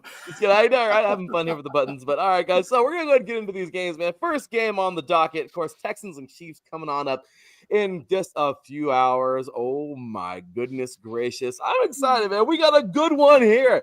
Patrick Mahomes and his Chiefs, they're coming out to this is it. The three-peat's never been done. It almost happened in 2004, 2005, where the Patriots had amazing teams, sparked by the gosh damn Tuck rule. But they had some great teams. They looked solid. Those were my high school days, man. And these guys were amazing back then. They won 2 in a row, but guess what? They couldn't win the third one because the third one was won by Mr. Jerome Bettis, Mr. Ben Roethlisberger. All right, and that Steelers team. But boy, oh boy, they were close to winning that three-peat. Will the Chiefs be the first team to do it? We don't know, but we know right now Patrick Mahomes, Travis Kelce, this team. They are coming and they're coming hard. Let's see what they can do. They went 16-1 this year. Then on the other side of it, you have these Texans who just wow, man. The Texans this year, they were a letdown actually at 11-7. But the crazy part is they're still here. Will CJ Stroud in his sophomore year, if you will, in the NFL, will he get it done? They defeated the Chargers last week. Will he be the quarterback to step up and knock off this team, or will they just fall victim to this mean Chiefs defense led by a vicious, and I love this guy, man. I am just such a fan. But led by a vicious Chris Jones, man, and that defensive line, they are nasty. I love how they play. The Chiefs, a couple matchups here, a couple things with me. The Chiefs have to be able to just play their game. They're like Ohio State in this game. They just have to be able to play the way they play, and they're going to win. That's all there is to it. They have an amazing offense. They can score from anywhere on the damn field. They have a great defense who can pretty much destroy any offense. This is huge. They have to be able to just play the way that they've played and not let this Texans team interrupt them whatsoever. If they can do that, it's so easy for the Chiefs. They just got to go out there and play their game and win. The offense now for the Texans is Tank Dell. That's my issue is Tank Dell. No Tank Dell. This is going to be hard. I am really, really, really, really, really bummed because I would have loved to have seen him in this game and how much of a difference he would have made. But realistically, that's going to be a big shot to that offense for the Texans. Can they still win the game? Of course they can, but they have to be able to rely on other people. But that's football, right? Next man up. It has to be that mentality. So, right now, obviously the Chiefs are favored in this one. I don't know the point spread just yet, but I know damn well they're favored to win this game. And really, that's the big deal. It has to be the Texans offense getting some kind of points on the board. They have to be able to outlast this defense in some way, shape, or form. But the big thing is they have to be able to score points without Tank Dell, who would have been huge. And that's really my point. My key to the game for the Texans is just score any which way you can. Score, take the points. If you get in the field goal range, kick the damn ball. I don't care. Just score points. Score points because you're going to need every point you can versus this juggernaut Chiefs team. And that's huge. And then defensively, you know what you got to do. My opinion, too, blitz the living hell. Just the same way Zach made earlier. Blitz. Please find a way to get to Patrick Mahomes because he's not the easiest guy to get to and slow them down some way. And those are my keys right there. But overall, I think the Chiefs take it just because the Chiefs are really good. Even with Tank Dell, I think the Chiefs would have probably squeaked this one out. But today, I don't know. Unless we see a huge upset, I got the Chiefs winning. Jen, what you got? I think the Chiefs are going to win, but I am pulling for CJ for sure. Playoff Texans are different than regular season Texans. Yeah. They showed that last season too. I mean, that's a good the point. Browns kicked their butts in the regular season and then whole different story in the playoffs. Well, don't Of forget, course, Jen. CJ didn't play in the regular season game, but I'm pulling for CJ, of course, but I don't think the Texans have enough to overcome the Chiefs. It sucks. And Jen, don't forget here, guys. This is it. This is the game. This is the Texans' this is their Super Bowl. Why? Because they've never been past this round, you guys. If the Texans win here today, not only will they pull off one of the biggest upsets in the NFL, all right, probably in freaking playoff history. You have a team going for a three-peat. This is huge. This is a big one. But they will not only do that, but they'll get the monkey off their back and finally get to an AFC championship. They've never been to one since they've been a franchise in 2002. So this is huge for them. Ralph, your thoughts? All right. Well, you both stole my thunder about the Texans there. Jen saying that they're playing. Oh, sorry. And then no, that's fine. That's fine. And you saying because the Texans, I think, have the best wild card round record in the NFL. They win every time they're in the wild. They're undefeated. I saw that. They're undefeated. That's terrible. Well, they win the wild card round, but then what they do after that, they don't. I think, like you said, they got to score points any way they can. And let's not forget now.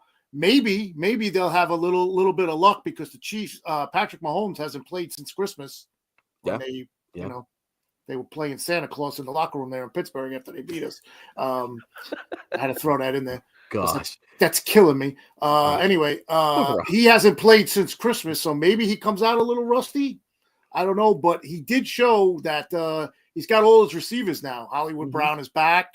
He has Juju. He has who's the guy I'm missing? Oh my God, I'm drawing a blank. The other guy, the main guy that they got. And of course they got Kelsey, and he's got his running back, Pacheco back. They're an offensive machine, and of course when you play the Chiefs, you got to play the refs too. So that's true. I got the Chiefs winning by maybe 2 touchdowns. I hope I'm wrong,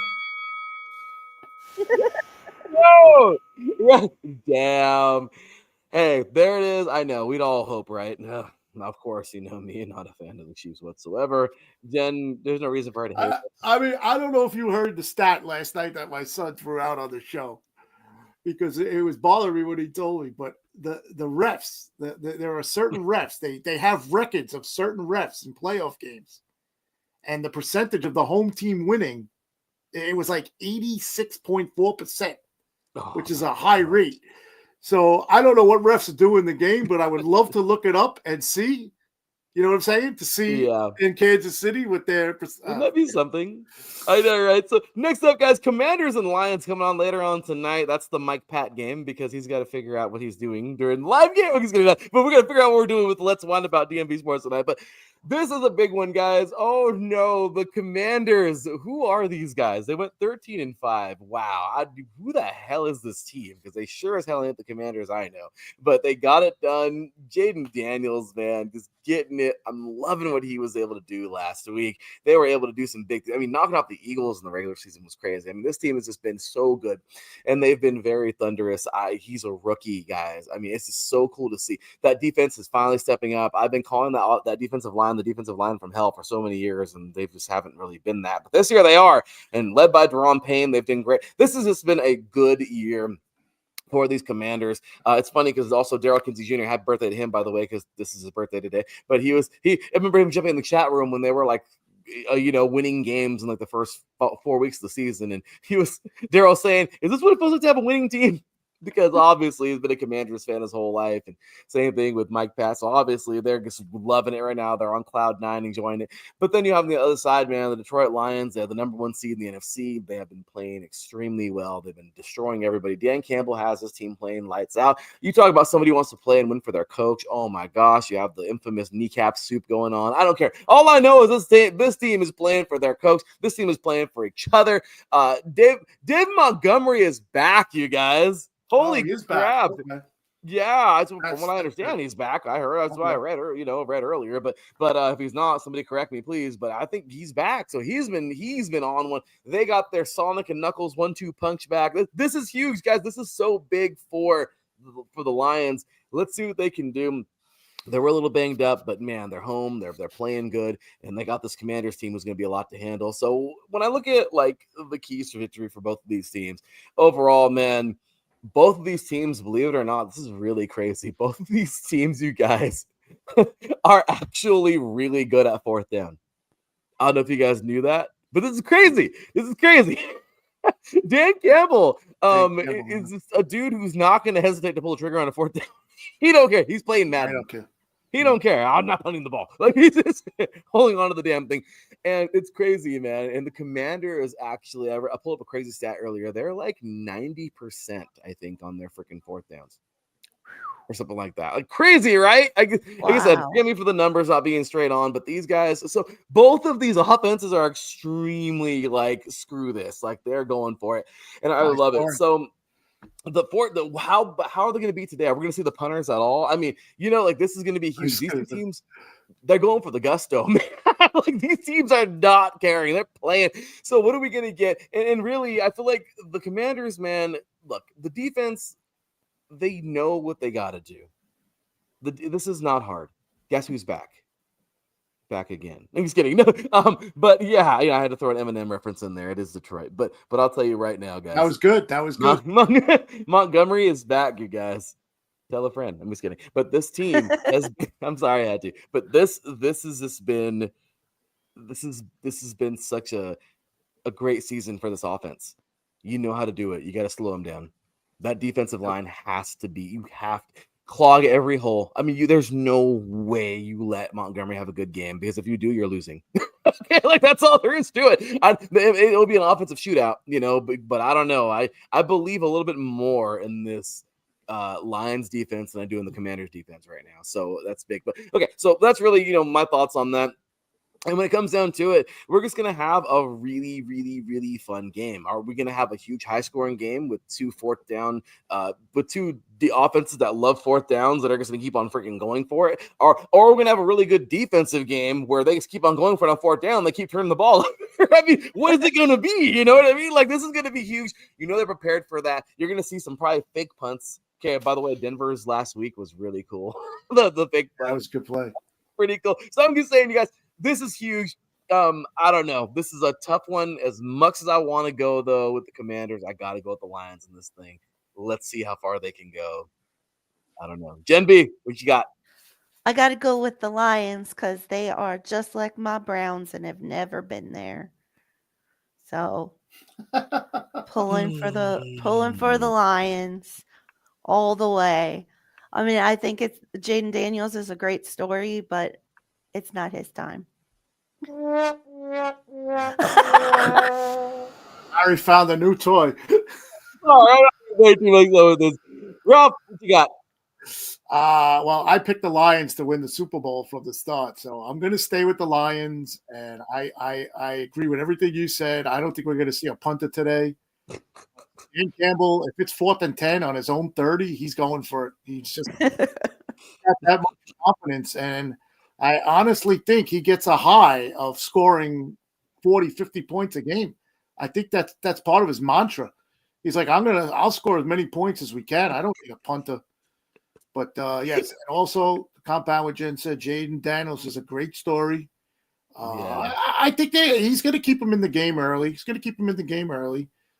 Because he's a great quarterback. That's the type of quarterback you need in today's game, where you could run and throw the ball. Okay, I don't want to get back into my team, but that's what we need also. Yeah, we need to stop signing guys who are 40 years, 39 years old, and whatever. But anyway, I think the game will be close early. I think it's going to be a very high scoring game, and I think the Lions will prevail in the end because of Dan Campbell's. I want to score 50 points a game. He said, 4th and 10. Hell no, you got to stay out there. 4th and 10? What punter? Where's the punter? He's in the locker room. Leave him there. Go out there. Run the play. We don't even have a punter. And like you said, Montgomery back is really big. Oh, but even if he happens to come in and he re-injures himself, I think they got a dog in Jamal Gibbs. Oh He's yeah. the what would you call the X X factor of the game? factor of the game. I could see that. Good pick and good stuff. The good analysis. Moving on to tomorrow's games, man. Oh, we got some good ones, man. The Rams and the Eagles. This is big. This one for me is this gonna okay. So this one actually I don't have a lot. I mean, I do have a lot of analysis, but not really. This one to me is just so simple. It is huge. You have the Eagles coming in. They're 14-3. They won the NFC East. They're doing good. They kicked the hell out of the Packers. That game was not the scoreboard. That game was way worse than what the scoreboard said last week. They got it done, man. Jalen Hurts. People can say what they want about him. Homeboy's a powerlifter. He's mean. He's agile. He's going to play the game. You got Saquon Barkley, who is there. He's for this. He didn't break a record this year, even though he could have. He's freaking on it. He's going to win. I mean, I've seen the guy freaking power clean 405 off the ground. I mean, the guy is a beast at Penn State. I mean, the guy is a freaking monster. He's ready to roll. Shows even more than me. I mean, the guy is a monster, and I am so happy that he got another chance here in Philly. They are ready to freaking play. The Rams on the other side, man, they went 10-7 this year. They won the NFC West, which was totally up for grabs all year long. So, I mean, it was special, but not that special. It's like, and it was like, I don't know, but regardless, it was a fun season for those guys. Oh, they destroyed the Vikings last week, but let's just be real, the Vikings were already destroyed before that game. They should have just the season was over right there. Yeah, that game that they lost the Lions that was it, as we talked about earlier. So it's big, Stafford is on one right now. Cooper Kupp is really on. I mean, they have their guys, Puka Nacua, they have their dudes. They had a rough year to start. They had some injuries, but they got their players back. Nacua came back. But what I do know is that this team has their hands full, man. They have their hands full. The Eagles defense is going to be on fire. But is it going to be the Rams offense that matches them, or will it be the Rams defense that matches them? And that's the crazy part, because the Eagles defense is here to play. I'll tell you right now, the offense for the Eagles is here. They're not going nowhere. They're going to score their points. But the Eagles defense, can they keep up? Can they continue? Can they slow down the Rams to get this victory? Personally, I just feel that the Rams have a good offense, but the defense of the Eagles can definitely contain them. There's not a lot there. Cooper DeJean, I've been screwing up his name forever, but the guy has been amazing. Guy's a freaking rookie, man. He's been doing amazing for these guys this last season, that secondary, and I love what he's brought to the table. The Rams, man, this defense has to, like I said, they have to be able to do something. Because I feel bad. I just flat out gave it to the Eagles earlier, but the Rams, they have to put tons of pressure. They have to be able to eliminate this rush, which is not going to be easy to do from Barkley. But guess what? If they slow him down, they just have Hurts that's going to probably run the damn ball. And he's got an arm. It's so hard slowing this offense down. So the Pennsylvania State champions. Yay! Hey, yeah, I'm sorry. Put the thing on. Put the thing. Do the thing. Yeah, everybody, the Pennsylvania State champions of the NFL. There you go. The Steelers are still trying to stop the Eagles when they played them in that game. They're still trying to figure out how to stop them. Yeah, that was going on. It's a 10-minute drive. I think it's like a 45-day drive now. The Eagles just scored right now. Look, 10-minute drive to end the game. Yeah, okay. Oh no, that was crazy. Yeah, this is big though for the Rams. Can they slow them down? I mean, they have to be able. That's like the only goal. Just slow this this offense down. You have a chance. Do I think they're going to do it? No. You heard Teran over here being gutsy picking the Rams, but I don't know. I just don't see it happening. Eagles all day. This is huge. I know they're favored. It is what it is, but yeah, that's really it. I know I said I wasn't going to take long on this, but I had to paint a pretty picture. But with that said, I know you know me, but the Eagles, they're good. The Rams, I like them. I do, but I got to go Eagles in this one all day. Jen, what you got? I got to go with the Eagles too. I just don't think the Rams have enough. The Eagles they've been hot, and they've got a ton of weapons on that offense. And I just don't think Stafford can keep up with Hurts. That hurts. I'm sorry. I had Ding, to. ding. Oh, here we go. There you go. I'm sorry. Come on, you got it going. You got to use it. I gotta get now. on cue here. Oh no, Ralph, what you got, man? Yeah, I'm gonna go with the Eagles. I think Saquon Barkley didn't really. I mean, he played a good game last week, but it wasn't his normal self. I think this is the week you're gonna see the Saquon Barkley that played during the season, and I don't know. There's always that factor when a California team comes to the East Coast. I believe it. I'm personally one that believes it. I believe that hurts a team. I mean, I know this is the playoffs, NFL football, but yeah, I did ask Teran in his show. I sent him a question when he was talking about the Rams win. I says, love the way the Rams played. By the way, is your coach going to be available after the year? Oh my gosh! And he responded right back. He responded right back. He goes, "No, Sean McVay will not be available at the end of this year." So I like the Eagles. I like the Eagles, and the Philly crowd will be nuts as usual. And they are, as you call them, the what you call them, the Pennsylvania champions. They're the Pennsylvania State champions. Pennsylvania State champions. I'll take the Eagles. That was fun. That was hilarious when they put that up there because of all the champions going on in Pennsylvania at the time. That was fun in December. But that was big. So far, you guys, we're going to all three home teams. We're taking. Oh, wait till you see my next. Lions. I got a story for my next. I'm done with that next game. Oh yeah, you tap it out. This is a team. That both of you love to hate. This next one hurts me so much.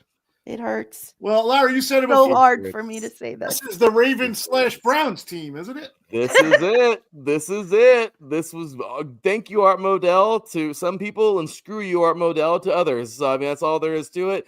This is a big one, you guys. This is it. This is going to end off Sunday night. It's going to end off the divisional round, and this is going to make championship weekend next weekend complete because we have here the Baltimore Ravens taking on the Buffalo Bills. And starting this game off, just throwing this out there, man, the Ravens, they have been absolutely dominant.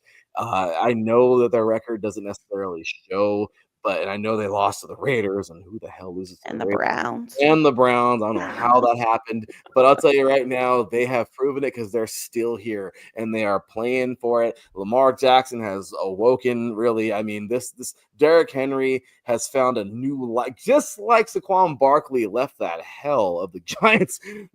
So did Derrick Henry leaving the hell of the Titans because, oh, my gosh, the Titans and the Giants, man, they need awards for, like, worst franchise ever ran. No, that's the Jacksonville Jaguars.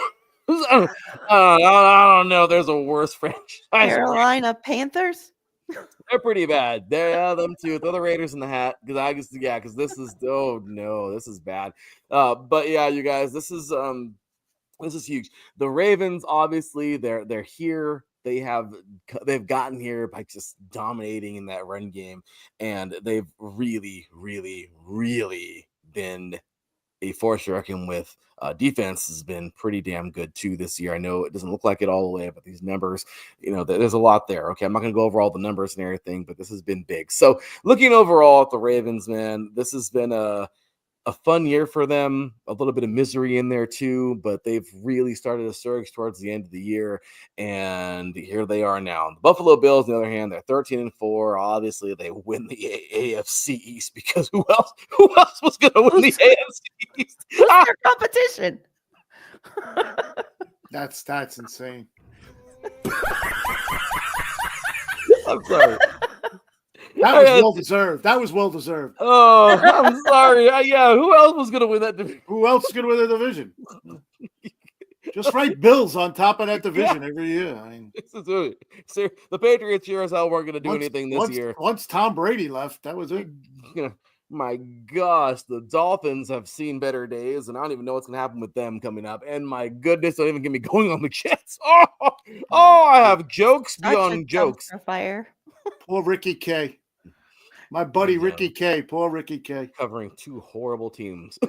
He does a great job, but he does a great job. But he does a great job, I'll tell you that. But so looking at that, it's huge. But the Bills, man, they're 13-4 because they've just been on it. Josh Allen has been a terror. The guy has just been nuts. I mean, he's thrown tons of touchdowns this year. I do have a stat on that. He's thrown 23 touchdowns, you guys. Only 4 interceptions in his last 11 starts. I managed to get that number earlier, and I love this number that I got too. This is big. Okay, the Bills defense, this is crazy.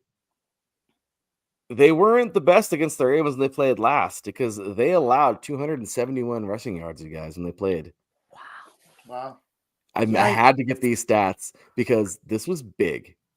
This is huge. How do you better tweak that game plan? You better pull some Ohio State, Oregon crap and reverse it this time, all right? Because yeah, you better get that redemption, because if they have that kind of day on you again, guess what? There's going to be another fall of the Bills. Okay, if 4 falls weren't enough, who's kidding? Well, they're not getting to the bowl, but I'm just saying this is going to be another disappointing season because if they do not contain Henry, this is going to be a long day. And you already have Jackson to worry about, which is already hard enough. What do? Put a spy? Every single play, do you spy a linebacker and contain your defensive ends? You have to. Yeah, you spy a linebacker and you contain your ends. Now what? Now you got one-on-one with your interior guys, and everybody else is going to have to go some kind of a man zone type of, I mean, you see what I mean? Like, they ruin your defense, like your plan. Like, gosh damn it, how do we attack this? And don't get me wrong, it's not impossible, but it's just you got to have the guys that step up and make these big plays. This has to happen. You've got to get that pressure. Someone's got to make it happen. So this is huge, man. So I'll tell you right now, this is going to be fun. The Bills, that defense needs to really step it up versus these Ravens. But my key matchups for this one are once again, very black and white. The Ravens, man, they can run the damn ball, all right, and we know they can. They have some receivers too, but at the end of the day, they're going to run the ball. And Lamar Jackson will take off any chance he gets. Obviously, handing the ball off to that big tank, Derrick Henry, King Henry, is going to be a big part of their plan tomorrow. So really, the Bills have to slow them down. And for the Bills, look, you got to pass the ball and you got to pass it off. And I'm not saying you can't run, because they definitely can, but you got to attack them, because the Ravens are obviously a good team on defense. But the thing is with the Bills is you got to attack the hell out of this defense, and you got to attack them consistently. Don't hesitate. Don't play conservative, because every single freaking play for a touchdown. You have to play that way versus the Ravens, and because you know why? Because that's the same exact way you got to play against the Steelers. That's the same way you got to play against the Browns. That's the same way you got to play against the Bengals. If you don't play for a touchdown every single play, you're not winning. Because a lot of coaches will give you that. Let's dink and dunk and no, not against the AFC North. You can have anything you want between the 20s. Those things are over with. Yes. You got hard hitting. That's a good point, Jen. Yes, you could have anything you want in between the 20s. Yes, great point. It's the truth. It is because they play that hard shell cover 2 type defense. They got the 2 safeties, the 2 high, and you got everybody, because they'll give you the underneath all day long. They're not going to let you blow the top off. Okay, and I'll tell you right now, the reason why they give you that soft shell is because the AFC North, obviously, it's like this because. How did this? I don't want to give history lessons, but at the end of the day, you guys know this. But to our listeners, that soft shell, that cover 2, it's allowing for the big hit. We'll give you underneath, because when you catch that ball, we're gonna knock the hell out of you. Yeah. That's the point. That's why these defenses do that, and it's fine. Give the man the ball and watch the man get destroyed.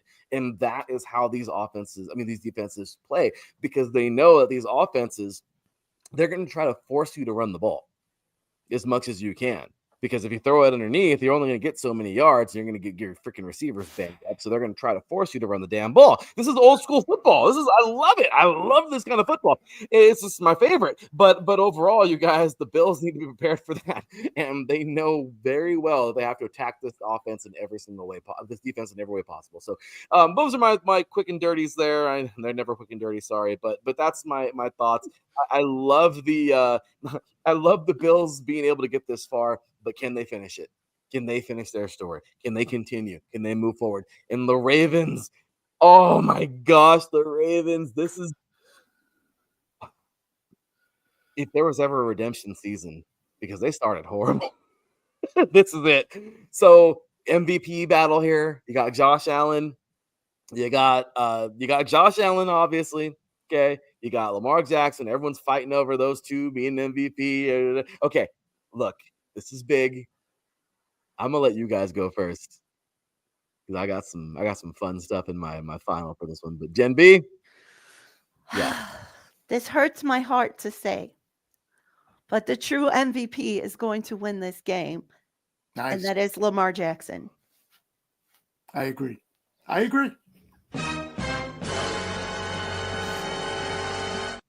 hope Patty Backs ain't listening, but I have to agree.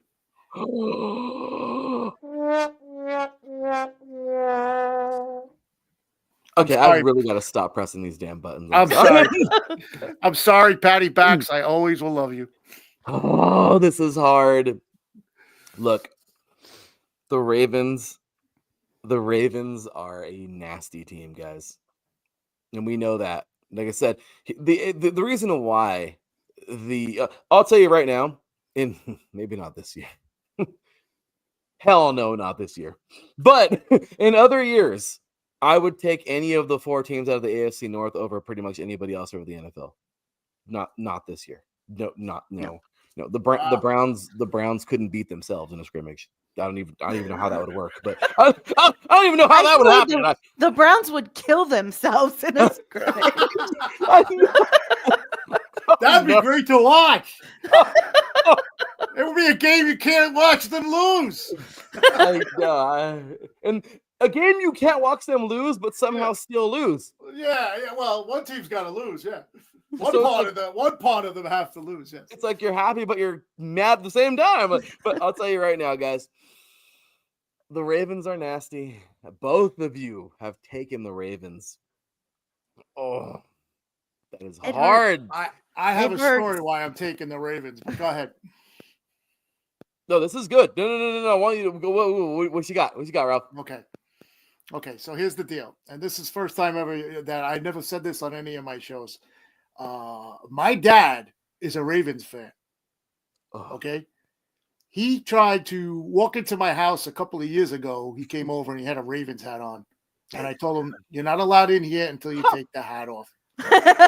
This is the God's honest truth. If you don't believe me, I will have him on my show one day to tell you this. So today, as you know, you text out there who I wanted to be on the show. Today I was at a military function for my dad. He's a veteran in the Army. And they had a function. Yes, they had a function this morning where they were serving breakfast out to the needy veterans and all that. And he asked me if I wanted to come and help out. So I went. So of course he got his Ravens hat on. We get in the car. This is the Salute to Service Steelers sweatshirt, as you can see. Awesome. Wrong side. You see the flag love with the Salute that. to Service. Okay. So I figured I'd wear this, not thinking I was going to get badgered by Army veterans. Oh, so we go to the thing, we walk in, we sign in, whatever. He shows his thing. And they asked me if it would be all right if I stood behind the tables and served the food to the veterans, which was the reason why I was there. So my dad went and he sat at the table with a couple of his buddies, and I'm standing on and this is unbelievable. This is why I'm picking the Ravens. I'm standing on the line. I'm standing behind, where the people are online to get the food. And there's one Army veteran comes and he's staring. He's just burning a hole through me. And he says to me, he goes, "You're a Steeler fan with the Army flag and the salute." He knew exactly what I was wearing. He says, "You're a Steeler fan wearing a sweatshirt with the salute to service and the American flag on the shirt, on your shirt, on your side here, wrong side, this side." I said, "Yes, sir." I says, "Thank you for your service, blah, blah, blah. What do you want?" He goes, "What I want for you is to follow in your father's footsteps, although I'm sure you probably have already had in life and all that." He says, "But you root for the team that he's wearing the hat of." And I looked at him, and now you know me. You've listened to my shows.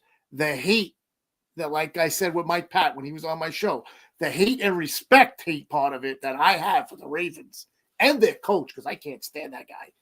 I would never root for the Ravens. But this gentleman, this Army veteran, I looked at him and I said, like you did, Larry, I saluted him. I said, you got it. You got it. I will root for the Ravens. I says, because this team just got blown out by them. And there was one drive where they had 12 runs, Larry. They ran the whole drive. It was 12 running plays. And what did my team do? They just gave up the yards on every play. So I told the gentleman, I said to him, sir, you got it. He goes, all right, I'm going back to my table and I'm going to tell your father you're rooting for the Ravens. And I'm standing there like, what am I getting myself into here? Larry, did I?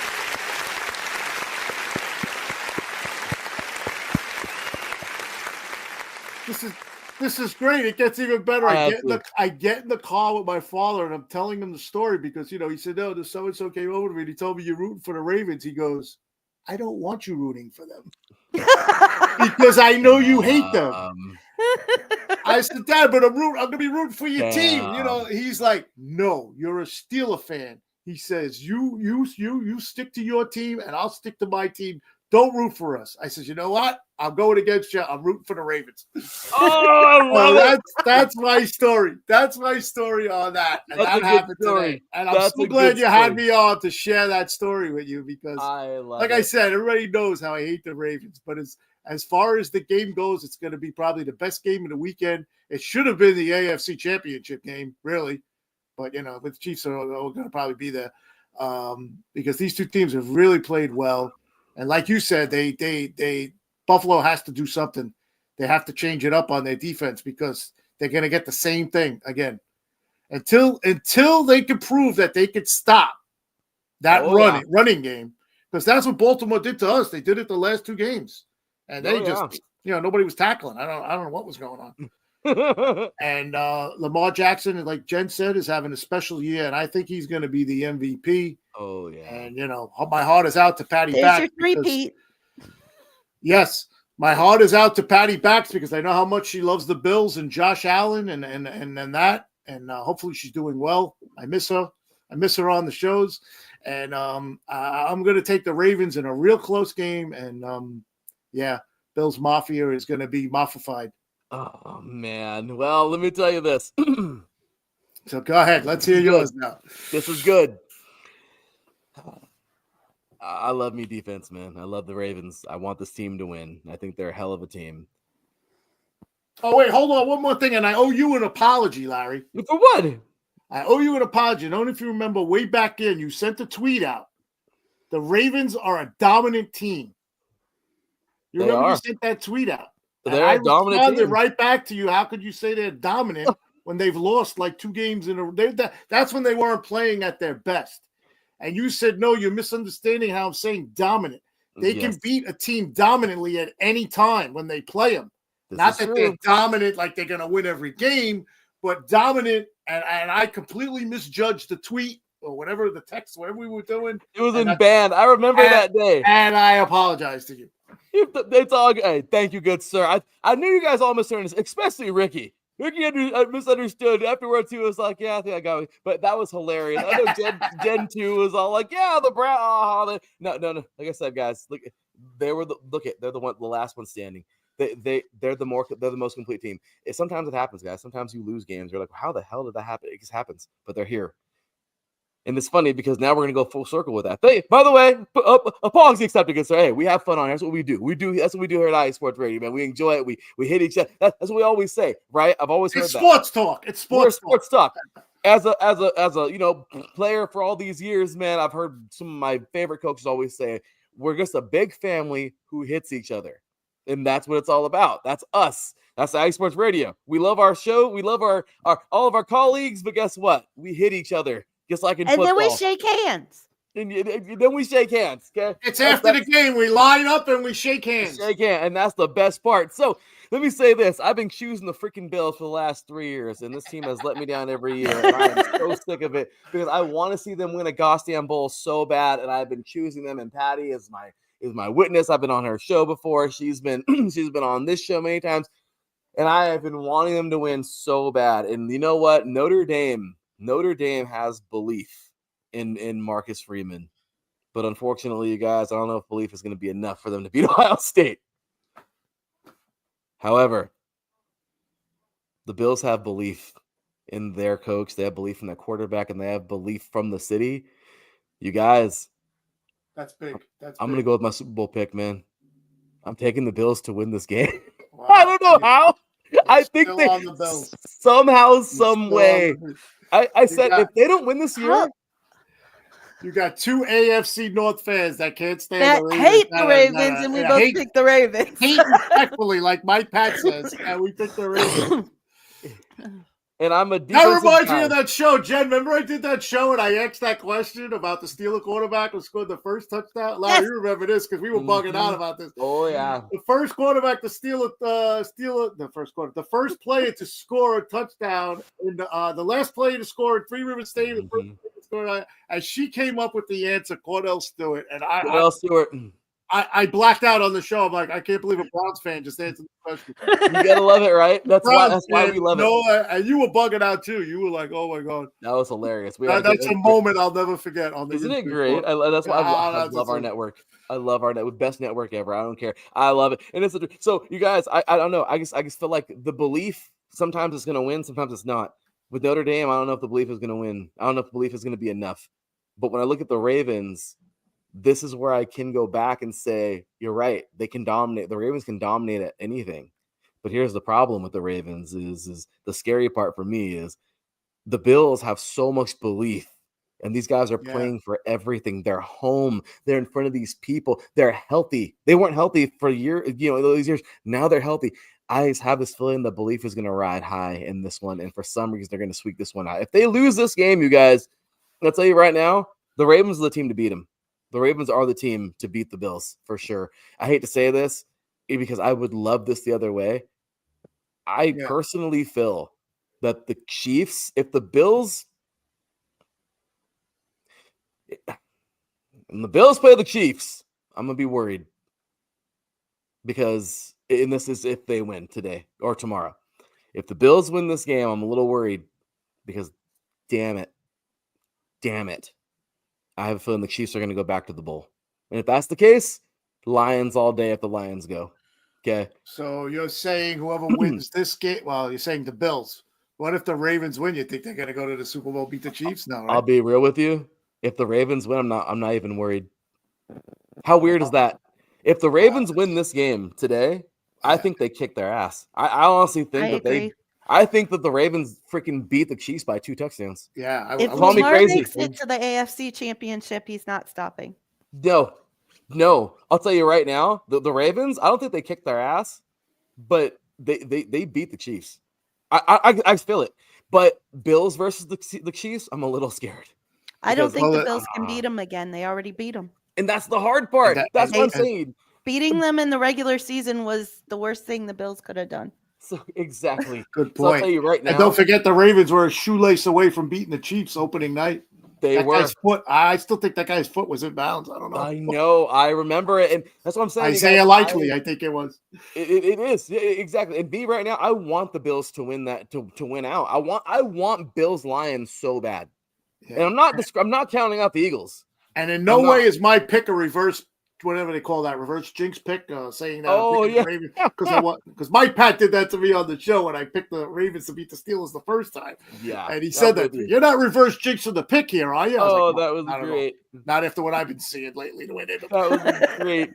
But next week, if it is Lions, Eagles, that's going to be a hard game too. Obviously, though, I would still want to see the Lions go because I think it's that'd be a great for game. History. Oh, yeah. But obviously, like I said, if the Ravens win today, the two cities in that game, Detroit and Philly. Oh my God! Right. If the Ravens play the Chiefs, I don't even know if it's. I'm telling you, I really do think the Ravens have this game because at that point in time, they're just going to go smash mouth. At that point in time, I'll tell you they'll be playing like that tomorrow. But honestly, if the Ravens freaking play the Chiefs, they're playing for blood. They're going to be hitting harder than you've ever seen them hit. They're going to be trying to knock guys out of the goddamn game. Okay, I don't care. Like, this is going to be all you can freaking eat buffet. After that story I just told you, what do you think? Should I go to my dad's house and ring the bell and see if he wants me to watch the game with him? Please do. I want to watch the game with him. All right. If they win that game, I mean, I'll tell you right He now. might throw me out of the house. Oh, And that's my old house. That's where I grew up. Oh no, I love it. I love it. The Chiefs, I'll tell you right now, the Chiefs, if the Ravens win, be scared. Be scared. Okay. Please be scared, Chiefs, because you don't want it. You don't want the Ravens, bro. You should be the biggest Bills fans today because you do not want the Oh my gosh, you do not want the Ravens, y'all. And then you're gonna get some of the Chiefs, but bring them down. Come on. Don't do it. Don't poke the Raven. You get the talons, y'all. Don't do it. Oh my God. The Bills, it's gonna be hard. Don't get me wrong. I think it's gonna be the best game of the weekend, and I think the winner of that game is going to beat the Chiefs and go to the Super Bowl. I hope so. I hope so. I can't stand them. Okay, like I said, this should be the AFC Championship game. I would hope. I wish it was. But yeah, but like I said, if it is next week and the Bills go, I'm gonna be nervous. I'll still pick the Bills. I'm gonna be nervous. And the Bills can win that game, but to me, it's more of a coin flip. Where I feel that if the Ravens play the Chiefs, it's more of a not guarantee, but where it would be 50-50 Bills-Chiefs, I got like 75-25 Ravens over the Chiefs. I feel it. I don't know what it is. It's just there. But then, but anyway, guys, this has been so much fun. Save that for next week's show. You'll have a lot to talk about that. Save that for next week, right? So this is going to be, guys, this has been fun. My gosh, 2.5 hours. This has been awesome. I don't even feel like it's been 2.5 hours. No. That's the best part about it, right? We love our football. We love what we do. And we love it here at IE Sports Radio. So with that said, you guys have been amazing. I just want to say thank you so much for joining me today, man. Ladies and gentlemen, Jen B, got your show of the land, IE here on X. She's everywhere else too, on blue sky and orange sky and red sky and all the other skies. And she's on Instagram. Still razzing you, Jen B. Still razzing you, even at the end of this show. She's awesome. And of course, catch our boy, Mr. Rob Felice. Yinzer _IE and of course Elise R786. You guys, any last thoughts? Thank you for the spot. Of course, at the beginning. Thank you for the 8 p.m. slot now on Friday. Because that was your old slot with your wife Cecilia for the sports couple perspective. Of course. And if you want it back, you just take it back anytime. I'll find another spot. No big deal. You're good. It was a fun night, man. We had a good night last night. Good night. It was a lot of fun. Any last words, Jen, for the show here today? I hope we see some good football this weekend, and go Bucks. Let's go.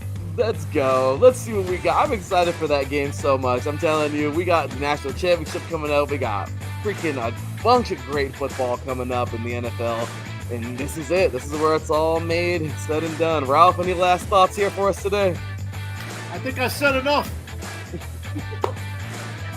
I love it. I got one last thought. I think Mike Tomlin is will.i.am. Oh, no! I'm sorry. I had to continue the bashing. I'm sorry. Oh, that was great. This might go on all off season. Oh, it's okay. I tell you, it cracks me up. She's like, he looks just like him. I'm like, oh my gosh, it's so funny. But you guys, make sure you tell her I have that in my mind for the whole season now. I will. This has been fun. You guys, make sure you check out all of our awesome sponsors: Planet Jerky, of course, Vital Apparel, Seal the Deal Wax Seals. Of course, you got everything. Follow us everywhere on IE Sports Radio, or everywhere on social media, IE Sports Radio, Raw Nutrition. Big ups to them. For my awesome co-hosts for the day, Jen B, Ralph Calise, and for me, your boy Larry B. We will see you next week. Until then, take care, and as always, God bless. Peace!